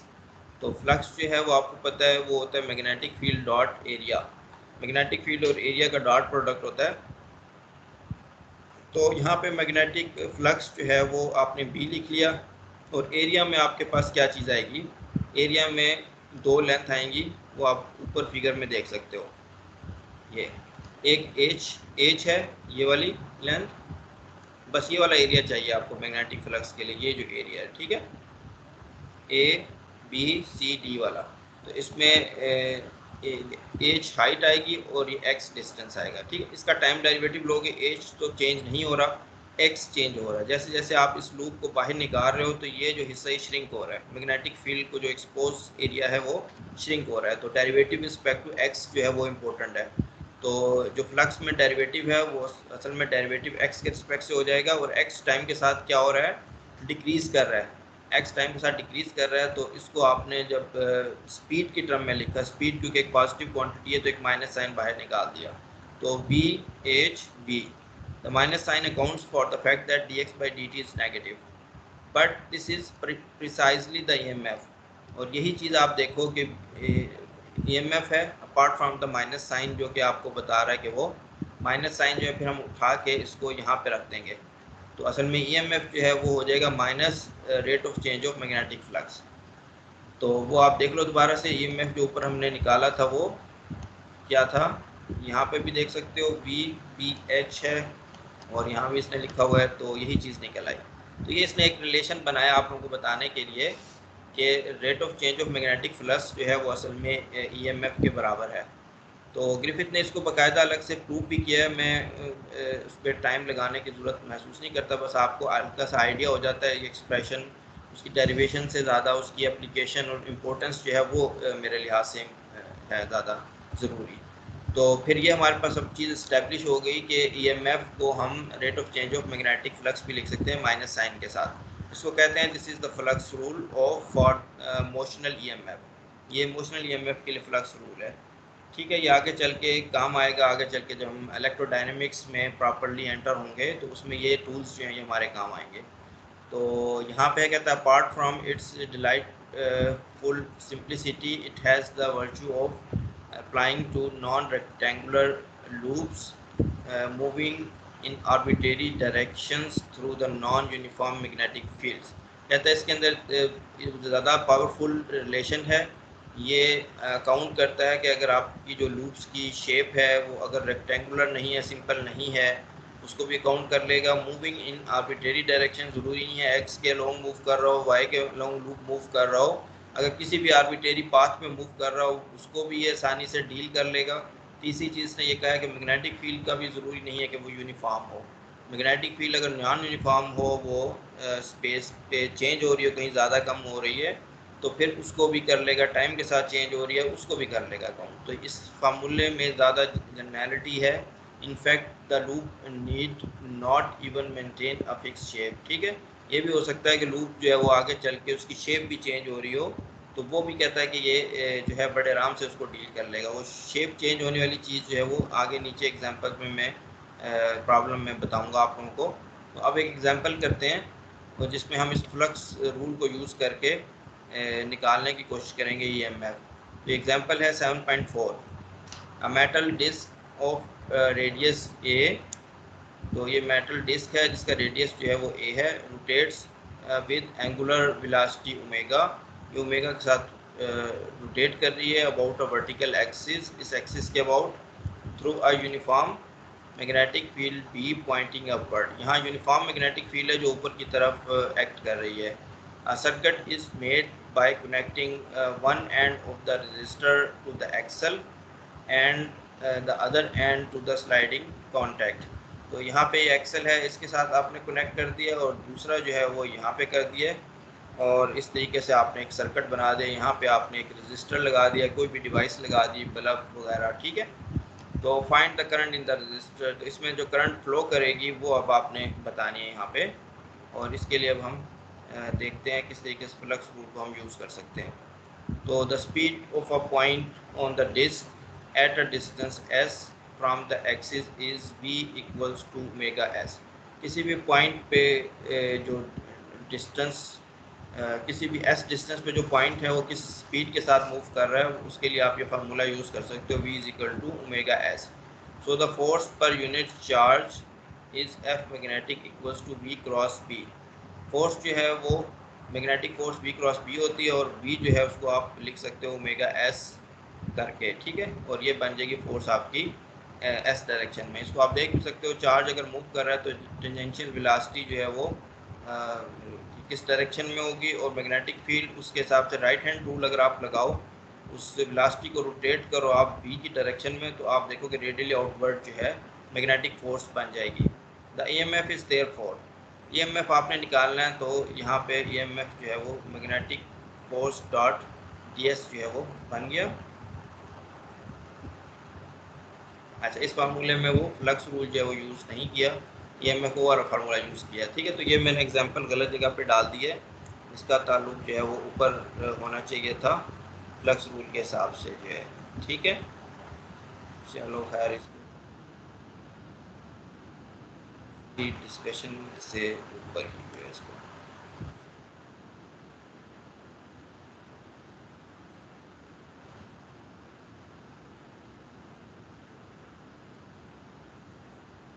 अच्छा, यहाँ तो खैर EMF निकालना था। अच्छा, फिर एफ मैग्नेटिक ds के साथ आपने किया और मैग्नेटिक फोर्स की वैल्यू जो है वो पुट कर दी। ठीक, तो आपके पास इंटीग्रेशन भी सिंपल सी है, ds पे उसको कर लिया तो omega B A square divide by 2। तो यहाँ पे आप करंट भी निकाल सकते हो। मैंने बताया था ये तकरीबन पोटेंशियल डिफरेंस के ही इक्विवेलेंट है, तो डिवाइडेड बाय r। तो पोटेंशियल डिफरेंस जो है EMF जो है डिवाइडेड बाय r, और r से डिवाइड किया तो ये करंट बन गई। ठीक है, तो मैग्नेटिक फ्लक्स वाला जो चीज़ है वो इसने एग्जांपल शायद कोई नहीं दी, बल्कि इसने प्रॉब्लम दी है कि प्रॉब्लम में आप लोग ये चीज़ देखने की कोशिश करोगे। तो प्रॉब्लम देखते हैं, इसमें प्रॉब्लम है 7.7। ठीक है, a metal bar of mass m slides frictionlessly on two parallel conducting rails a distance L apart. A resistor R is connected across the rails and a uniform magnetic field B pointing into the page fills the entire region. तो ये आपके पास loop है, इसमें एक ये m मास की एक बार है, मेटल बार, जो इन दो रेल्स जो हैं इनके ऊपर स्लाइड कर रही है फ्रिक्शनलेसली। ठीक है, तो इसको कोई ना कोई खींच रहा है, तभी ये सिचुएशन बनी हुई है। तो अब वही आपसे पूछना चाह रहा है कि क्या चीज़ फाइंड करनी है इसमें। अच्छा, नीचे पार्ट में दिया हुआ है। ठीक है, और मैग्नेटिक फील्ड जो है वो इनटू द पेज है। Magnetic field into the page है, तो आप देखो जैसे जैसे ये लूप जो है, जैसे जैसे आप इसको खींचोगे, इस लूप के अंदर जो मैग्नेटिक फ्लक्स है वो चेंज होगा। मैग्नेटिक फ्लक्स चेंज होगा तो EMF हम निकाल सकेंगे। अगर हमें EMF निकालना है तो फ्लक्स रूल से, तो ये देख लो आप यहाँ पे, if the bar moves to the right at speed v, what is the current in the resistor, in what direction does it flow. तो करंट पूछ रहा है पहले कि वो आपसे क्या है, फिर इसके बाद what is the magnetic force on the bar, in what direction, फिर if the bar starts out with speed v nought और व्हाट स्पीड, और ये ठीक है, सही है। तो करंट जो है वो पूछ रहा है आपसे कि करंट जो है वो क्या होगी। If the bar moves to the right at speed v, what is the current in the resistor। तो करंट इन द रजिस्टर क्या होगी, इन विच डायरेक्शन इट फ्लोज। तो करंट कैसे निकालोगे आप लोग इसमें, तो करंट कैसे निकाली जाएगी, आप लोगों में से कोई अगर इसमें बताना चाहे।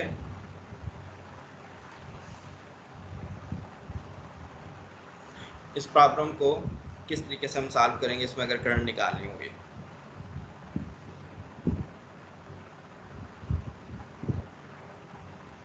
जहांगीर बताएगा। अच्छा, आकिल ज़्यादा। सर इसमें से हम EMF फाइंड करेंगे, तो फिर हम वो हमला को यूज करके फिर करंट फाइंड करेंगे थ्रू द रेजिस्टर R। अच्छा, दोबारा बोलना। सर पहले हम EMF फाइंड करेंगे, जो ये मेटल बार है ना, किसी भी वेलोसिटी से स्पीड से राइट टुवर्ड राइट मूव कर रहा है ना, तो फिर ठीक, हम वो सही हमला को इस्तेमाल करके। सही। ओहम लॉ को इस्तेमाल करके EMF जो आपकी वो चेंज इन पोटेंशियल के इक्वलेंट है, इक्वल है, तो वो फाइंड करेंगे। फिर V equal to I R वाला फार्मूले से आई, जिस तरह के अभी मैंने एग्जांपल में कराया। अब नेक्स्ट क्वेश्चन ये है कि EMF आप कैसे फाइंड कर सकते हो।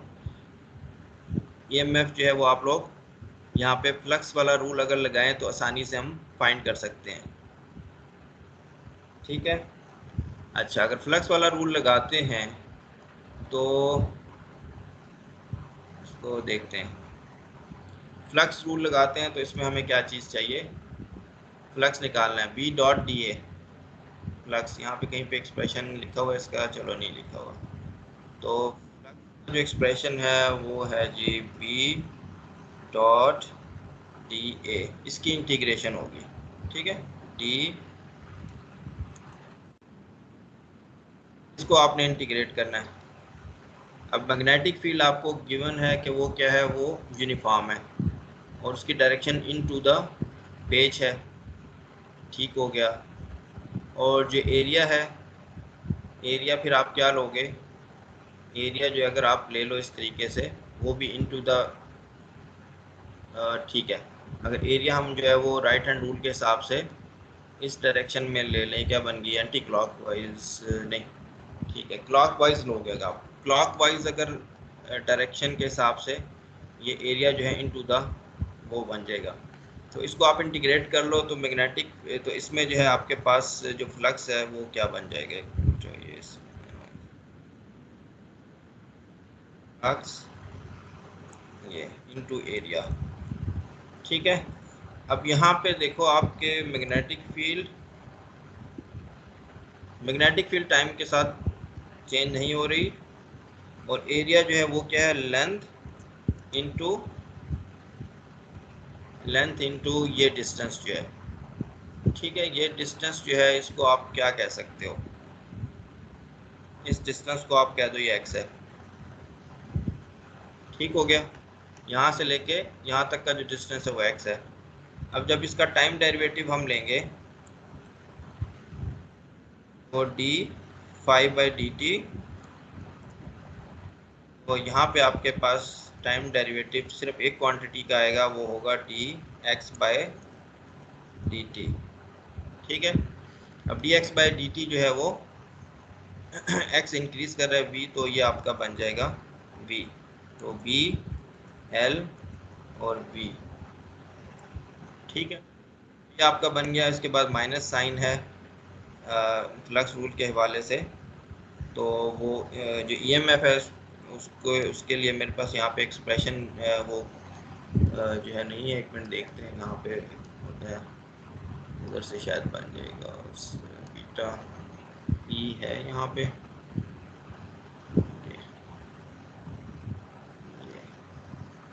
ये और कहाँ गया, ये आ गया, ठीक, तो ये एमएफ का सिंबल मिल गया हमें, ये एमएफ आ गया, ठीक है। और ईएमएफ जो है वो minus rate of change of flux है, तो माइनस ये, ठीक है। तो आपके पास आंसर फाइनल मेरा ख्याल है बन गया ये माइनस, माइनस साइन जो है वो आपको एक तरीके से बता रहा है कि उसकी डायरेक्शन वगैरह करंट की या क्या होगी।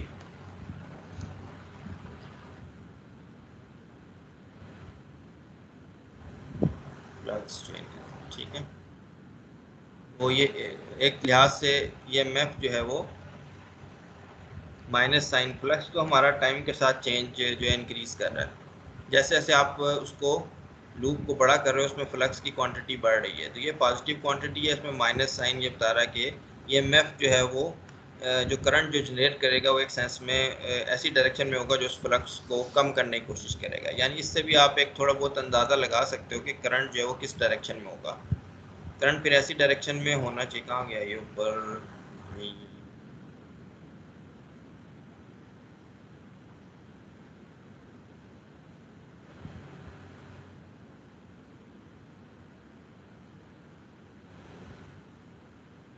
मैंने शायद कोई चीज़ डिलीट कर दी,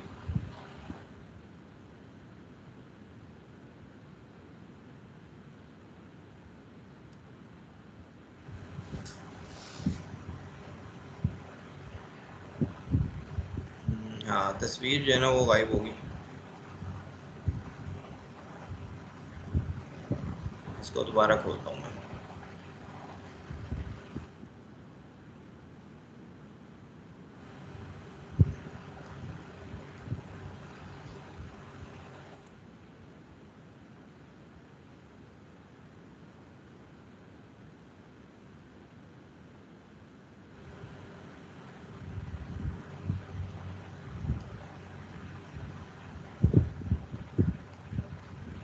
पहले वो चीज़ जो डिलीट हो गई थी, ये है असल में।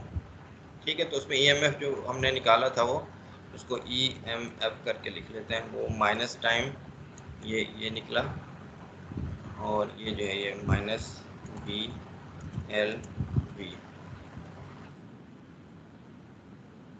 तो मैं वो चीज़ आपको बता रहा था कि उसमें करंट जो है वो फिर ऐसी डायरेक्शन में प्रोड्यूस होगी। अब राइट हैंड रूल से भी आप उसको थोड़ा बहुत अंदाज़ा कर सकते हो कि मैं ऐसी डायरेक्शन में करंट जो है बनाऊंगा जिससे फ्लक्स की डिक्रीज़ जो है वो इफेक्टिवली आए। तो वो आप ये हो सके मैग्नेटिक फील्ड जो है वो आउट ऑफ द पेज बना लो आप। ठीक है, करंट को ऐसे घुमा लो, तो वो आप देख लो राइट हैंड रूल से करंट जो है वो एंटी क्लॉकवाइज घूमेगी। ठीक है, करंट एंटी क्लॉकवाइज घूमेगी और मैग्नेटिक फील्ड उसकी बाहर निकलेगी EMF के थ्रू जो बनेगी। ठीक है, तो इस तरीके से आप करंट का भी बता सकते हो डायरेक्शन जो इसने पूछी है कि इन व्हाट डायरेक्शन जो है वो does it flow, what is the magnetic force on the bar in what direction. Magnetic force वो पूछ रहा है कि मैग्नेटिक बार पे किस डायरेक्शन में है। ये बार है, इस पे जो है फोर्स किस डायरेक्शन में है। कौन जवाब देगा इसका?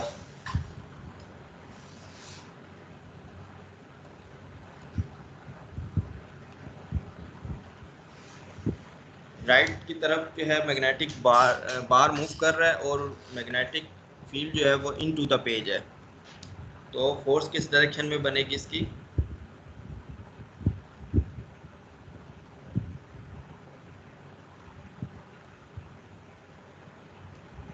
अब जहांगीर खामोश हो गया, जहांगीर बताएगा। चार्जेस का तो ऊपर है सर। अब ऊपर चार्जेस बनेगी, का शाबाश। चार्जेस का फोर्स तो ऊपर बनेगी, लेकिन अब बार के ऊपर जो फोर्स लगेगा उसका हाँ, पता नहीं। तो इतनी शायद ट्रिवियल चीज़ पूछी थी मैंने, कोई बता ही नहीं रहा था। तो फोर्स जो है वो ऊपर है। देखो इतने आसान आसान क्वेश्चन है इसके, ग्रिफिथ के। अच्छा, इसके बाद क्या है? If the bar starts out with speed v naught at t equal to 0 and is left to slide, what is its speed at a later time? Speed अगर वो कहता है t equal to 0 पे v naught है, तो later time पे speed जो है वो क्या होगी? ठीक, तो स्पीड आप लोगों ने निकालनी है इसकी। तो स्पीड निकालने का किस लेटर टाइम पे आप जो है वो F equal to m a वाली सिचुएशन यूज़ कर सकते हो। F जो है वो एम ए के बराबर होता है, और मैग्नेटिक फोर्स इस पर लग रही है, वो कोई चार्ज क्यू है, बी और बी इस तरह की चीज़ है, और ए जो है वो dV/dt। शायद इस तरीके से ये सॉल्व हो जाएगा। इसको इंटीग्रेट कर लिया आपने तो इसमें फिर आप, मेरा ख्याल है इस तरीके से निकल आएगी शायद। ठीक है, ये इस तरीके से। इसके बाद क्या है, इनिशियल काइनेटिक एनर्जी है, ये चेक द एनर्जी डिविडेंड, ये आप लोग कर लेना लास्ट पार्ट भी। अच्छा, इसमें एक इम्पोर्टेंट चीज़ है, आपने देखा कि मैंने जब टाइम डेरिवेटिव लिया, मैग्नेटिक फील्ड जो है वो कांस्टेंट थी, टाइम डेरिवेटिव एक्स का आया। ऐसी सिचुएशन आ सकती है कि ये जो चीज़ें ये मूव ना करे, लूप जो है वो, ठीक है, उसका साइज चेंज ना हो, साइज में टाइम डेरिवेटिव ना आए। फ्लक्स जो है उसमें आपने देखा दो चीज़ें, एक मैग्नेटिक फील्ड है और दूसरा उसका साइज है यानी एरिया। एरिया अगर चेंज नहीं हो रहा, ठीक है, तो फ्लक्स चेंज हो सकता है बी के चेंज होने से। ऐसा हो सकता है कि मैं आपको मैग्नेटिक फील्ड दे दूं जो कि किसी खास अंदाज में टाइम के साथ चेंज हो रही हो। ठीक है, तो आपने इसमें कंफ्यूज नहीं होना कि नहीं एरिया तो यहाँ चेंज ही नहीं हो रहा तो फ्लक्स चेंज नहीं होगा, तो फिर टाइम डेरिवेटिव उसमें बी का आएगा, ए के बजाय बी का आएगा। ठीक है, दूसरी एक और चीज़ भी हो सकती है कि ये जो एरिया है इसकी इम्पोर्टेंस है, ये एरिया रिलेटिव टू बी है, डॉट प्रोडक्ट है यहाँ पे मैग्नेटिक फ्लक्स में, बी डॉट ए है। अब यही एरिया जो है इसको मैं ऐसे रख दूँ जैसे कि इसमें से कोई मैग्नेटिक फील्ड पास ना करे। ठीक है, इसको मैं ज़रा यहाँ पे बता देता हूँ आप लोगों को इस तरीके से। मैग्नेटिक फील्ड जो है वो इनटू द पेज है, इनटू द पेज है, आपने इस तरह रखा हुआ है, तो इसमें से गुजर रही है, इसके अंदर से। ठीक है, इसके अंदर से गुजर रही है, और अगर आप इसको ऐसे रख दोगे इस एरिया को, तो इसमें से मैग्नेटिक फील्ड फ्लक्स जो है नहीं गुजरेगा। तो ये भी हो सकता है कि ये जो चीज़ है इस तरीके से मूव कर रही हो। ठीक है, अब एरिया तो इसका चेंज नहीं हो रहा, लेकिन area with respect to magnetic field B dot A के सेंस में चेंज हो रहा है। इफेक्टिव क्रॉस सेक्शनल एरिया है, यहाँ पे थी जीरो होगी, फिर ऐसा ऐसा इसका मैग्नेटिक फील्ड इसमें से गुजरना शुरू हो गई, होते होते बहुत ज़्यादा मैक्सिमम हो गई, फिर मैक्सिमम होती करते करते कम हो गई, फिर जीरो हो गई, फिर ऐसा ऐसा इंक्रीज ये। ठीक है, तो इस तरह की सिचुएशन में भी जो है मैग्नेटिक फ्लक्स चेंज हो सकता है, फिर वो आपका ईएमएफ प्रोड्यूस होगा। तो यहाँ पे एक सिचुएशन है करते करते यहाँ पे, और इस तरीके से यहाँ पे। तो इसमें जब ये यहाँ से यहाँ तक आएगा और फिर ऐसे ऐसे डिक्रीज करेगी तो करंट की एक ही डायरेक्शन होगी, और फिर जब ये इस यहाँ से फिर दोबारा मैग्नेटिक फ्लक्स इसमें आना शुरू होगा तो करंट की डायरेक्शन शायद मेरा ख्याल है चेंज हो जाएगी। तो यही इससे मिलता जुलता जो है वो होता है अल्टरनेटिंग करंट जनरेटर जो होता है, उसके अंदर यही इफेक्ट होता है। दो मैग्नेट्स के दरमियान इसको घुमाते हैं तो उसमें जनरेट होती है। तो इसको दोबारा आप आ जाते हैं वापस। तो ये इससे मिलता जुलता प्रॉब्लम ग्रिफिथ का आगे है मेरा ख्याल।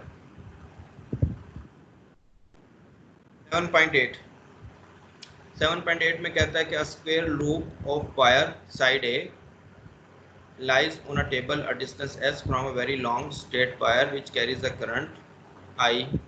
ये करंट I है, यहाँ पे एक लूप पड़ा हुआ है, s डिस्टेंस पे है, इसका साइज a है। Find the flux of b through the loop. Flux आपने फाइंड करना है। करंट I की जो ये बहुत लंबी है, इनफिनाइट वायर है, तो इसकी मैग्नेटिक फील्ड आप लोगों को पता है। मैग्नेटिक फील्ड पता है तो आपको पता है कि इसकी मैग्नेटिक फील्ड कर्ल करेगी राइट हैंड रूल के हिसाब से। थंब अगर आपका आई की डायरेक्शन में है तो फिंगर्स जो है मैग्नेटिक फील्ड इसमें से बाहर निकलेगी।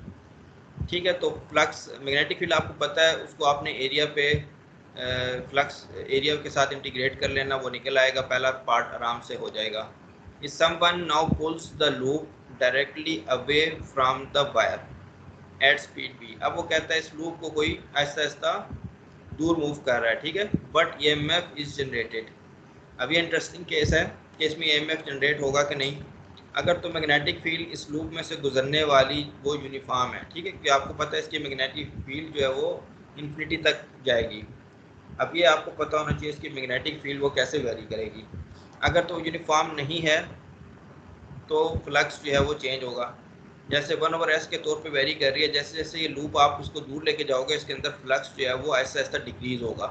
अब यहाँ जो फ्लक्स डिक्रीज हो रहा है वो डिस्टेंस के साथ डिक्रीज हो रहा है, एस के साथ, ठीक है। तो उस वजह से इसके अंदर फिर करंट जनरेट होगी, फ्लक्स में टाइम के साथ चेंज होगा तो करंट जनरेट होगी, ठीक। तो ये ऐसी एग्जाम्पल है जिसमें मैग्नेटिक फील्ड, इसमें वो वाला केस है जो मैंने अभी आपको बताया, जो नहीं बताया ऊपर, ठीक है। मैंने ये कहा था कि या तो मैं इसको मूव कर सकता हूँ या मैग्नेटिक फील्ड की क्वांटिटी यहाँ पे चेंज कर सकता हूँ टाइम के रिस्पेक्ट से।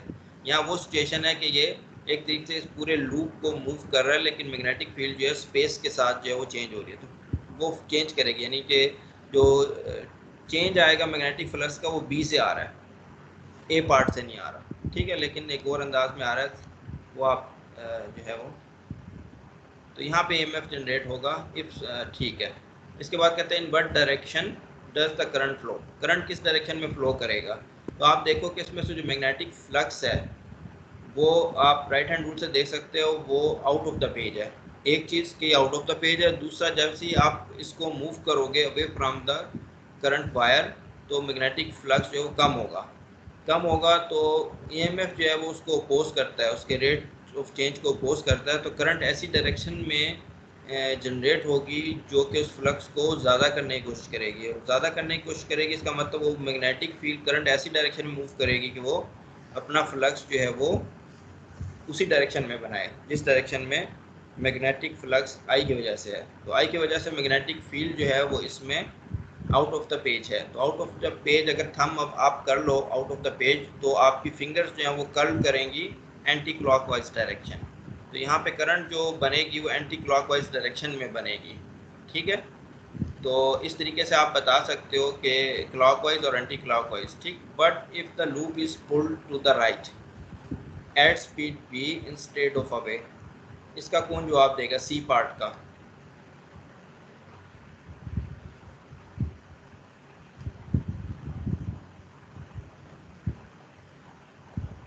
सी पार्ट में वो कह रहा है कि अलोंग द वायर जो अगर लूप मूव करता है,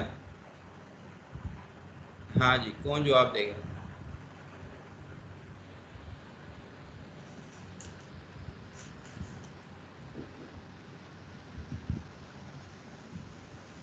what क्या तब नहीं मेरा हाँ जी जीरो जीरो होगा ना सर, जीरो क्या होगा, जीरो हो जाएगा मेरे ख्याल में। हाँ, लग रहा है क्योंकि हमारा एक ग्रेड आ जाएगा इस एग्जाम में। इस कोर्स में। सही बता रहे वी हो तुम। वी ठीक है, क्रॉस बी तो सर। फ्लक्स जो है वो चेंज जीरो होगा इसका। और क्यों चेंज जीरो होगा? कि सर से वो पैरेलल आ रहा है ना सर, वी और बी। हाँ, मैग्नेटिक फील्ड जो है वो डिक्रीज कर रही है अवे फ्रॉम द वायर। तो यहाँ पे डिस्टेंस आपने मेंटेन रखा हुआ है एस, एस अच्छा। फिक्स है। ठीक है, तो मैग्नेटिक फील्ड चेंज नहीं होगी अगर आप इसको अलोंग द वायर मूव करोगे। तो मैग्नेटिक अच्छा। फ्लक्स चेंज नहीं होगा, तो उसमें फिर आपके पास कोई चीज़ इस तरह की प्रोड्यूस नहीं होगी। तो ये ऐसी चीज़ें फ़ौरन फ़ौरन आप चुटकियाँ बजा के ये आंसर बता सकते हो।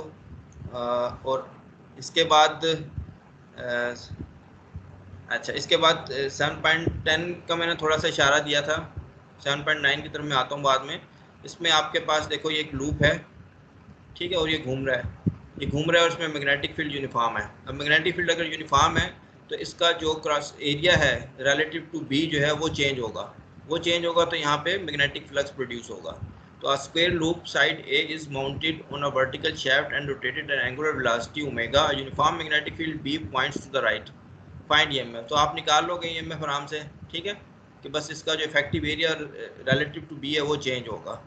ठीक है, तो वहाँ से आप इसको निकाल सकते हो। अच्छा, इसके नीचे क्या चीज़ है, यहाँ पे भी ये प्रॉब्लम को इतना मुश्किल नहीं है। 7.11 जो है इसमें ये कह रहा है कि एक स्केल लूप जो है ये आपके पास बना हुआ है, और ये एक मैग्नेटिक फील्ड है यूनिफॉर्म, जो कि किस डायरेक्शन में है, it is place uniform magnetic field into the page. Into the page magnetic field है ये, जो शेडिड एरिया है, और इसमें ये लूप है। और ये लूप जो है ये, इसको आपने छोड़ दिया, ये अंडर ग्रेविटी नीचे की तरफ जा रहा है। जैसे ये नीचे की तरफ जाएगा तो इसका फ्लक्स जो है वो चेंज होगा।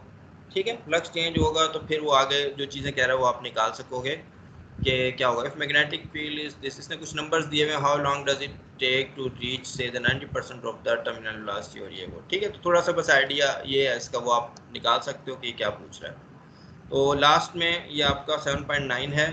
7.9 जो है वो क्या कह रहा है, 7.9 में कहता है कि an infinite number of different surfaces can be fit to a given boundary line. अगर आपके पास एक बाउंड्री लाइन है तो उसमें कोई एक सरफेस पॉसिबल नहीं होता। ठीक है, ये आपकी बाउंड्री लाइन है, इसमें सिर्फ एक फ्लैट सरफेस भी हो सकता है, और एक ऐसा भी हो सकता है जस्ट लाइक बैलून जो है वो फ्लैट सरफेस की बजाय उभरा हुआ सरफेस हो। तो बहुत सारे सरफेसेस वो कहता है पॉसिबल है। तो यहाँ जो आपने बी डॉट डी ए लिख दिया है, सरफेस यकीनन किसी सरफेस पे इसकी इंटीग्रेशन है, तो हम कौन सा सरफेस लें, कहते हैं इसमें कन्फ्यूजन है। An infinite number of different surfaces can be fit to a given boundary line and yet in defining the magnetic flux through a loop I never specified a particular surface to be used. Just justify this apparent oversight. तो ये मैंने जो कुछ overlook कर दिया, इसको आप justify करो। ठीक है, तो इसमें इम्पोर्टेंट चीज़ क्या है, अगर मेरा ख्याल है इसमें आप लोग अगर डाइवर्जेंस थ्योरम लगा लेते हो, ठीक है, तो वो बनाने की कोशिश करता हूँ मैं यहाँ पे डाइवर्जेंस थ्योरम, तो उससे आपको थोड़ी सी समझ आ जाएगी ये। तो डाइवर्जेंस थ्योरम डॉट बी, इसको अगर आप इंटीग्रेट करते हो ओवर वॉल्यूम जो है, ठीक है, डी टाउ, तो ये क्या बन जाता है, ये क्लोज मेरा ख्याल इंटीग्रल बन जाता है शायद, क्लोज इंटीग्रल बन जाएगा ये बी डॉट डी ए। सही लिखा मैंने, बी डॉट डी ए। ठीक है, इस तरीके की कुछ चीज़ बन जाएगी, और ये जो है ये सरफेस पे होगा इंटीग्रल। तो डाइवर्जेंस ऑफ बी जो है वो तो ज़ीरो है, डाइवर्जेंस ऑफ बी जो है वो तो है ज़ीरो। तो इसका मतलब है कि ये जो चीज़ है इसको मैं नीचे इसके सरफेस पे लिख देता हूँ। तो सरफेस कैसे आएगा, सरफेस जो है शायद ऐसे ही, और वहाँ पे वॉल्यूम है वो तो खैर मैटर नहीं करता, अगर आप चाहो तो वॉल्यूम भी लिख सकते हो, बी वॉल्यूम। तो ये नेट हमारे पास कि ये जो चीज़ है ये ज़ीरो है। ठीक है, क्लोज सरफेस, क्लोज सरफेस अगर ज़ीरो है तो इस एक सरफेस को आप काट लो, काटोगे तो एक बाउंड्री लाइन बन जाएगी। ठीक है, अब क्लोज सरफेस जो है वो बाउंड्री लाइन बन जाएगी, तो वहाँ से आपको ये चीज़ पता चल जाएगी कि इसको मैंने काट दिया, ये आपको ये बता रहा है, ये जो चीज़ है आपको फर्दर ये बता रही है कि आप इसे काटोगे तो दो सरफेसेस बन जाएंगे। अब वो दो सरफेसेस मैं बना देता हूँ आपको। समझाने के लिए। ये एक सरफेस जो है वो इसका जो है एक बन जाएगा S1, ठीक है, और एक बन जाएगा S2। मेरे ध्यान में ये चीज़ आ रही है कि ये चीज़ कुछ बन जाएगी।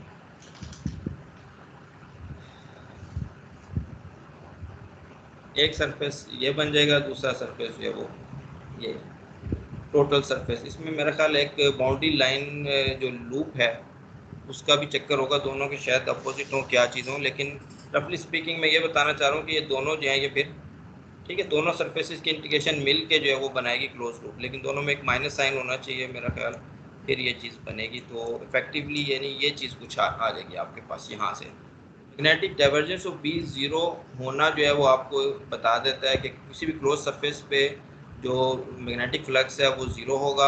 इसका मतलब है कि अगर उस क्लोज सरफेस को काट लो तो फ्लक्स जो एक हिस्से में आएगा वो बिल्कुल बराबर होगा जो दूसरे हिस्से में से निकलेगा।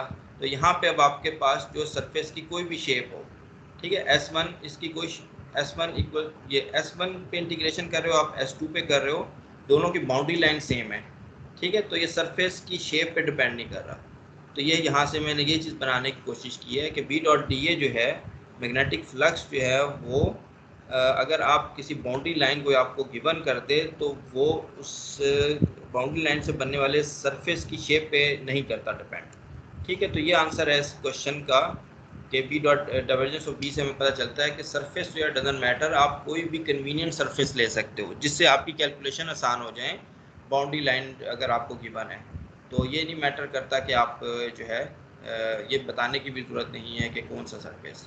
तो यहाँ पे मैं स्टॉप करता हूँ, आप लोगों को क्वेश्चन है कोई तो आप बता दो, वरना फिर मैं इसको रिकॉर्डिंग को स्टॉप करता हूँ। चलो मैं इसकी रिकॉर्डिंग जो है स्टॉप करता हूँ।